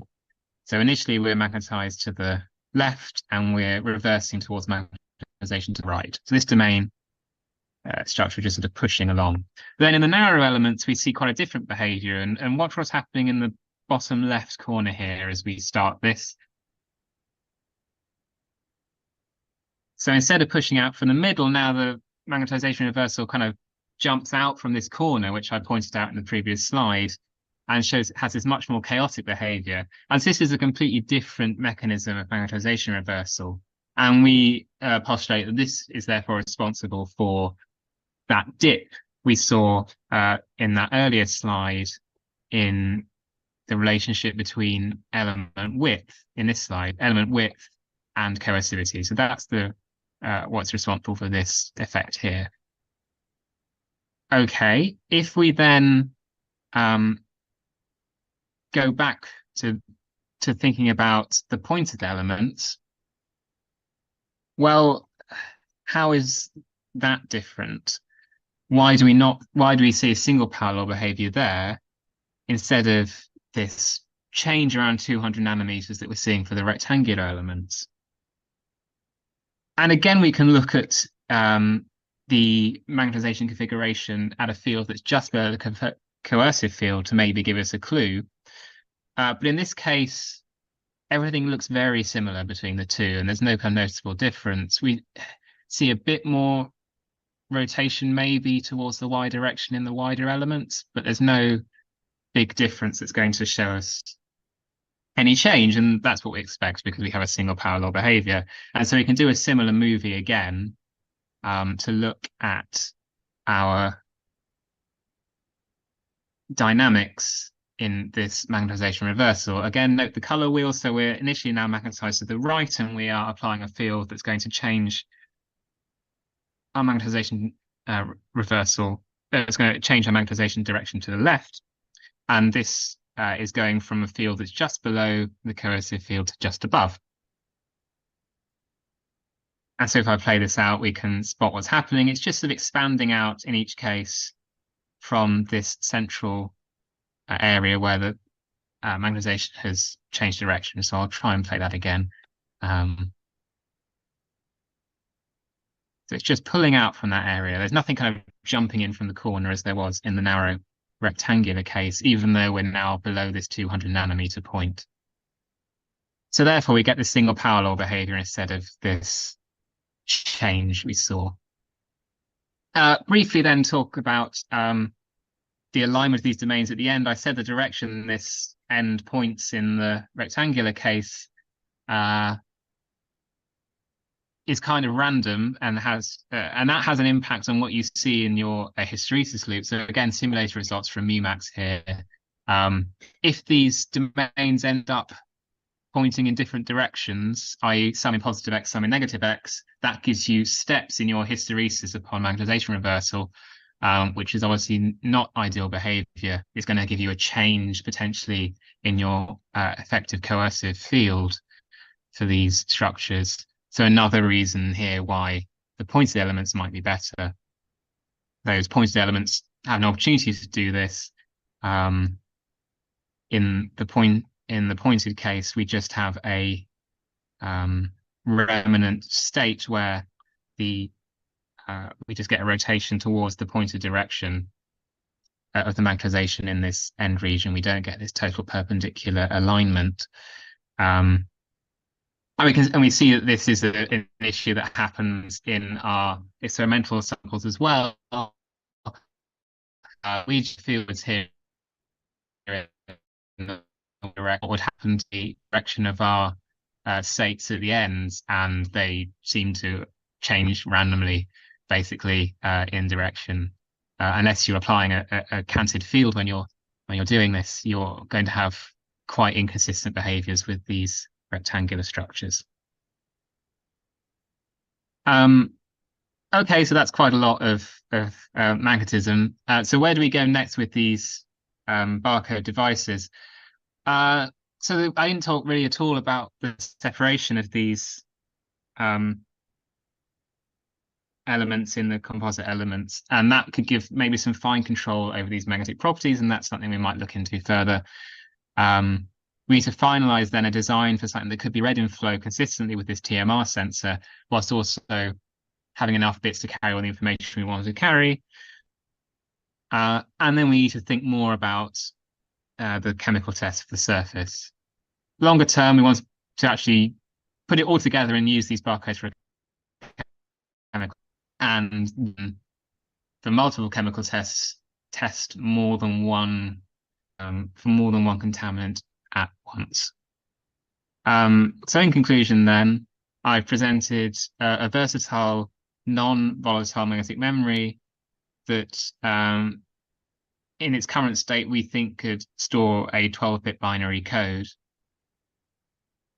We can already write simple codes of these barcodes and have done so.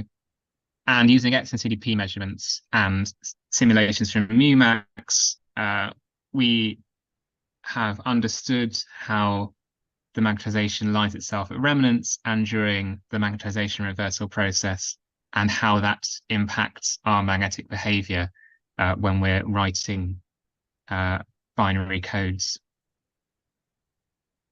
So if we explore the shape further, we can further refine this design and hopefully maybe write more unique codes, or just have a more consistent behavior when we're writing the codes that we are looking for. Okay, thank you very much.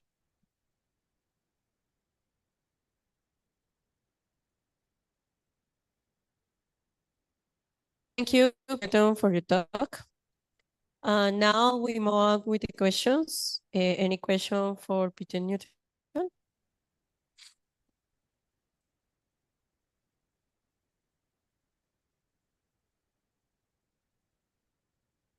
Hello, can you hear me? Yes.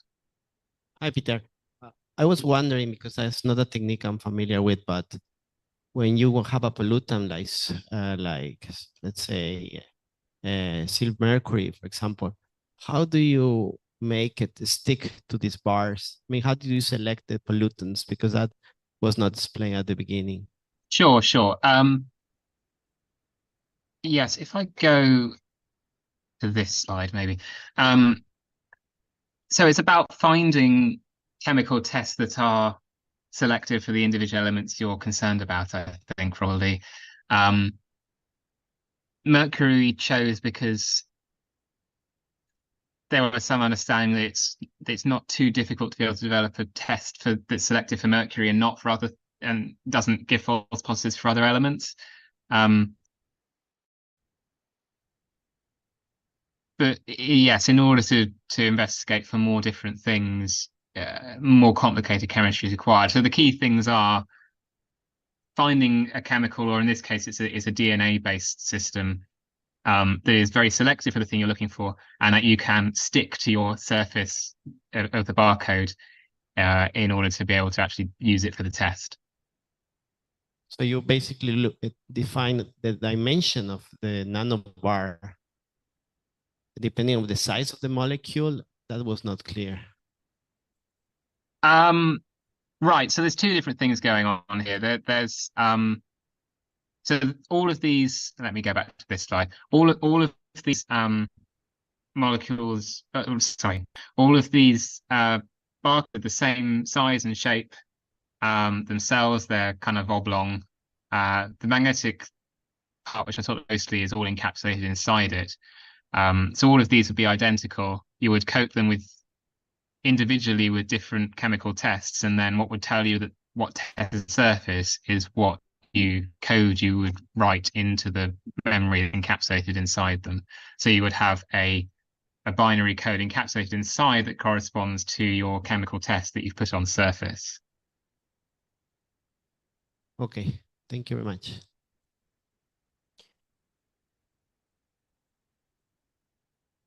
Thank you very much for your talk. I was wondering also if you have perhaps seen the role of temperature. I mean, it is rather well established that transition temperatures like the Curie one in ferromagnetic materials is size dependent. In this case, Curie temperature would be width dependent, width of the stripe. So what you perhaps have here in terms of temperature would be a distribution of Curie or transition temperatures. Have you investigated the role of temperature in these systems? No, not at all, I must say. Everything we've done has been in quite controlled lab conditions, so we haven't really had to worry about it at all. I would expect that anything kind of in situ would be it. Well, so let's put it like this: any writing of code to these materials would be done in a lab, so it would hopefully be controlled. And then, yes, for readout, assuming that the system didn't get very hot, I think you would be fine with keeping this code in place.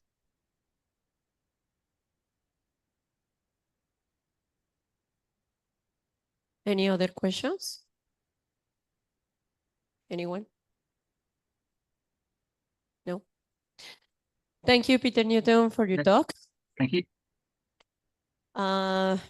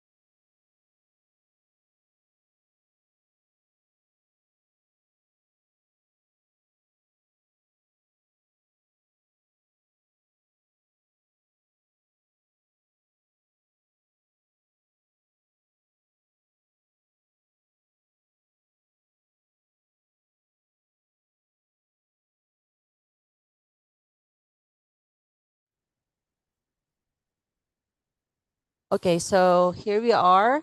I showed you last time that we were able to ignite both chambers. So this one is in vacuum, and actually there's a story behind this. I will talk in a while.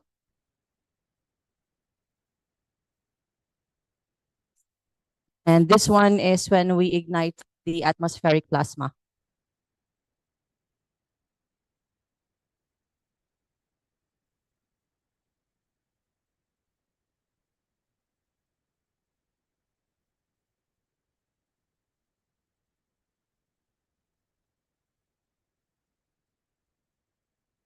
Okay, so there's some limitation when we're doing some low vacuum plasma as compared to high vacuum and ultra high vacuum. And also there's also a lot of limitations when we're doing atmospheric.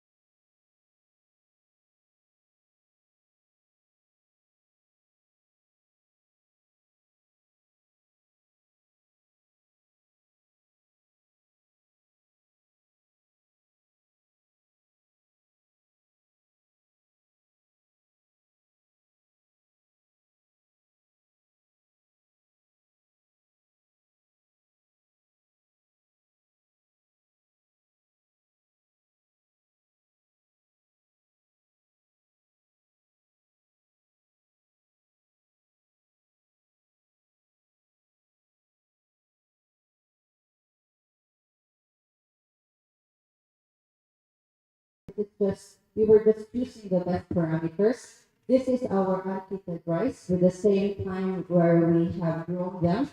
And I think this is after 3 days. Okay, so we have the best parameters. You can see the shoots are sprouting higher compared to the ones with the untreated. But for the worst parameters, we have actually destroyed the seed. And it looks like only 2 of them had some shoots. So this is an effect of our plasma irradiation. We haven't published the research yet, so I'm not gonna give more information.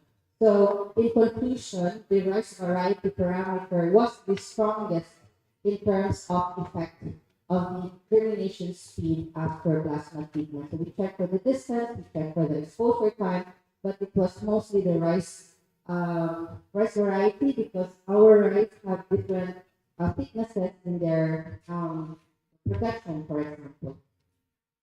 Okay, so moving on, these are the experiments that we have done with the low vacuum plasma. It's actually quite challenging because we were trying to concentrate the plasma here, but since we have a very low vacuum, we could not have this concentrated plasma on top of this target.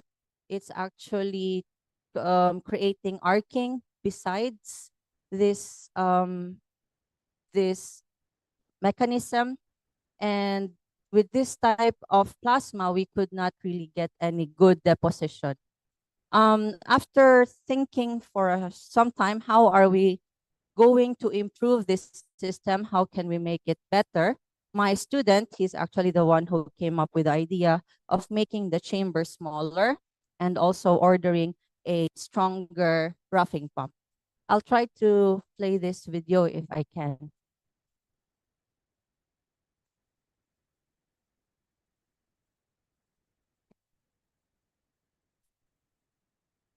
So now this is my student and his creation. He's actually the one who came up with using a beer glass and have it modified to create this more concentrated sputtering.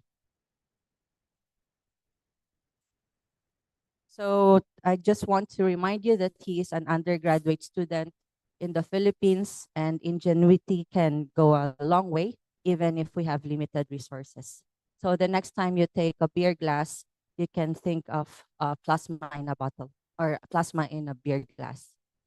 All right, so now I would like also to show you previously what we have done before he came up with this design. We had trouble igniting the plasma too, so you see the plasma is very unstable. It's moving around and we couldn't find any plasma on top. It's on the side, so this is a reflection. The plasma is actually arcing on the sides as well.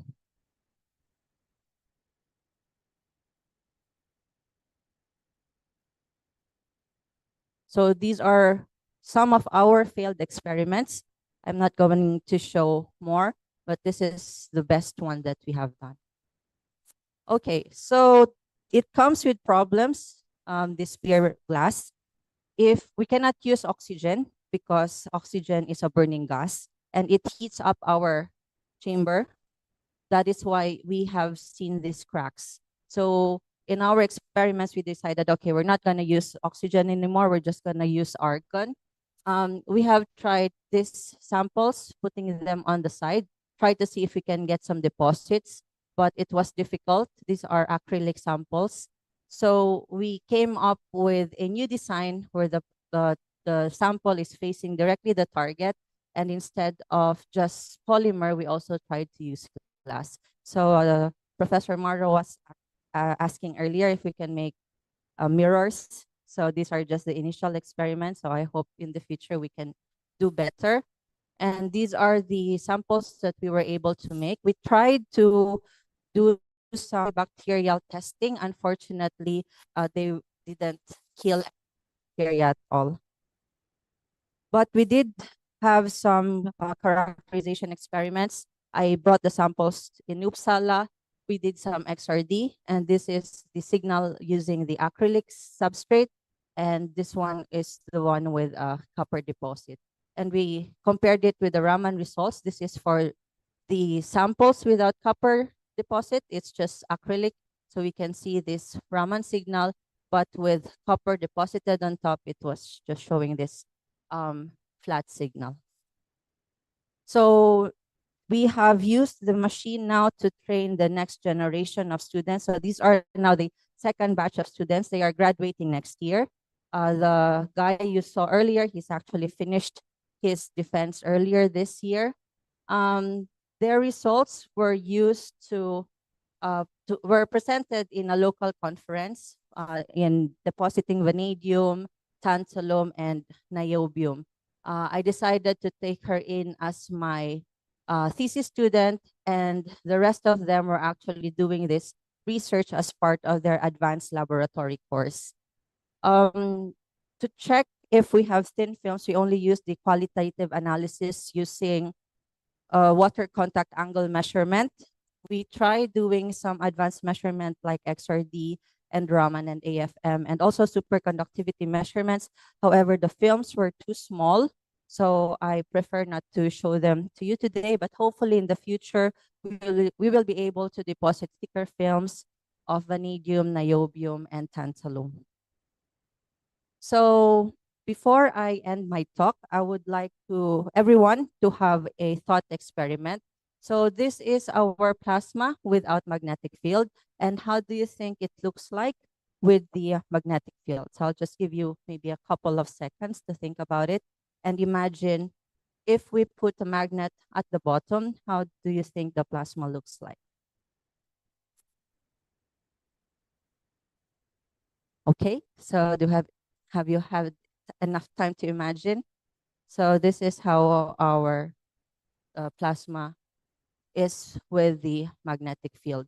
Now, there's more studies to be done. For example, I just found out when I was preparing the slides, is this ring a part of a reflection, or is this actually part of the entire plasma system? Is there another ring being created from this copper target, niobium target, and tantalum target? So in summary, magnets are crucial in thin film deposition using plasma. Plasma devices can range from small to large scale devices, and it is possible to create plasma in vacuum and in atmospheric pressure. We can also use plasma in various fields, and low-cost plasmas are possible and useful, especially for initial training of our students. So I have some ongoing application with the Philippine national government and also with Taiwan. We are waiting for results on this, and these are my students who graduated earlier this year. This is Jay and this is Mark, and these are our collaborators. Yeah, so that ends my talk. Thank you very much.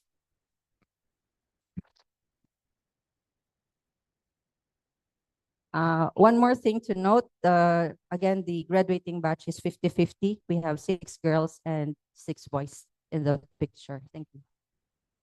Well, thank you, Professor Michelle, for your talk. And now we move on with the questions. Any question for Professor Michelle?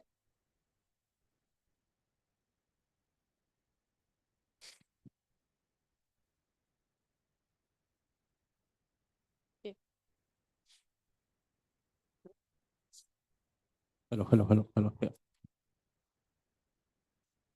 Thank you for the talk. I have a couple of questions. So the target material is underneath, right? Yes.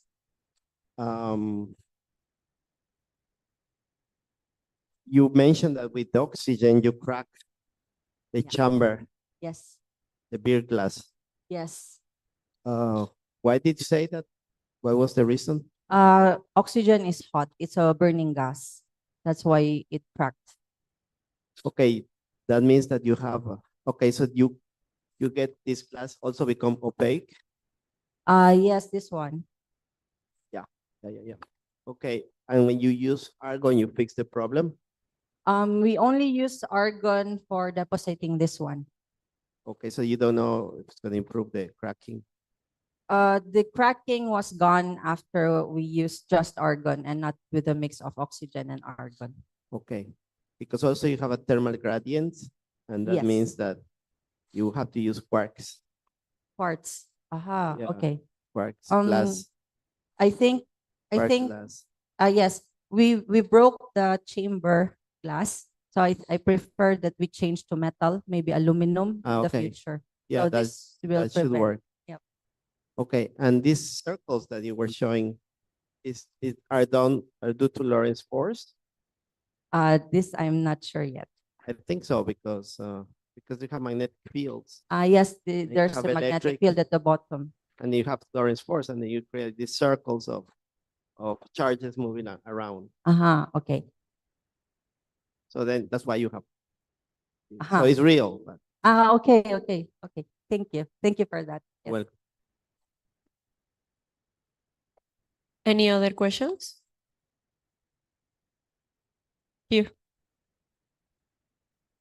Thank you for your talk. Can I quickly check the study with the rice? Is that just aging the rice seed, or is it what was it? It's sitting on tissue paper Is it to with mimic water. aging of the rice? The exposure to the plasma. Yeah, this one. Yes, can you please repeat the question?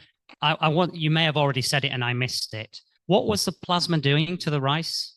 Was it prematurely aging it, which would mean that perhaps it wasn't as susceptible to growth? Okay, so one thing that we noticed was when we looked under the microscope, so the rice actually have this small hair-like structure. So this hair-like structure, we believe, are the ones that are keeping the water close to it. And then this is the one that they're going to consume. Now, if we overexpose it, the hair-like structure, I think we call it trichomes, was completely gone. And we destroyed it. But for the ones that we didn't destroy completely, it had better growth. So I think it was, one of them was physical change. So that was one of the reasons why. Thank you. You're welcome. Anyone else?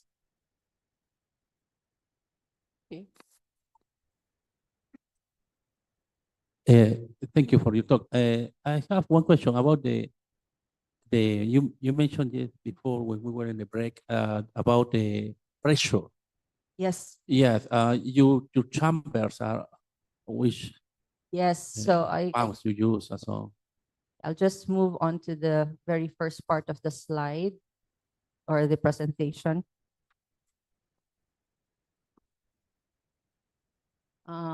As I mentioned earlier in the introduction, so we're only using this rotary pump. We don't have any turbomolecular pump or diffusion pump. So the problem is we're only operating in low vacuum. That's why the title is low vacuum.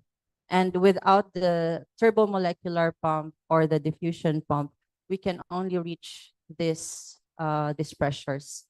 So this is not very good when it comes to purity of the samples. And also it's terrible when it comes to the deposition rate, because since there's plenty of air inside, then the ions undergo thermalization, they lose energy, and then they wouldn't reach our substrates for deposition. Yeah, about the growth rate. Yes. About the growth rate, if you have all the pumps, high vacuum, for example, ultra high vacuum, yeah, how you can control the growth rate of the deposition? How until now, how fast is your growth of your film? So I haven't checked the thickness, but from previous results, it was very, very thin. It was hard to detect actually. But in order to create the thickness, we could actually change the pressure. We could increase the voltage. We could also change the feed of the argon, for example, and also the deposition time can also be a factor in increasing the thickness of our films. Yeah, but maybe you can, but yeah, I understand that you can change in order to make more fast or more thick. But the case about the rate, maybe you can control with a quartz sensor, maybe?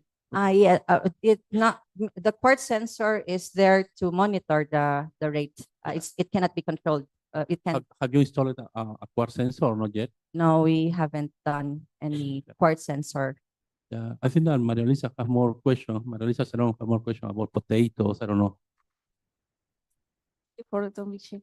The plasma irradiation, for example, potato. I think what we can do is to try to expose it in vacuum instead of the atmospheric plasma. Definitely, we can try that. It's possible. The only thing I think I can see as a problem is that it's only skin depth. It wouldn't go deeply into the entire potato. So we can only access a small layer of the potato. So maybe it can clean, it can have some effect on that, like it can kill some microorganisms. And this way the potato's energy can be focused more into growing rather than trying to protect itself. So maybe this could have an effect in increasing the rate of germination of our potatoes. So this is my thoughts on this.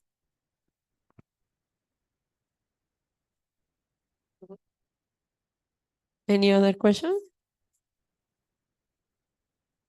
No. Thank you, Professor Michel, for your talk.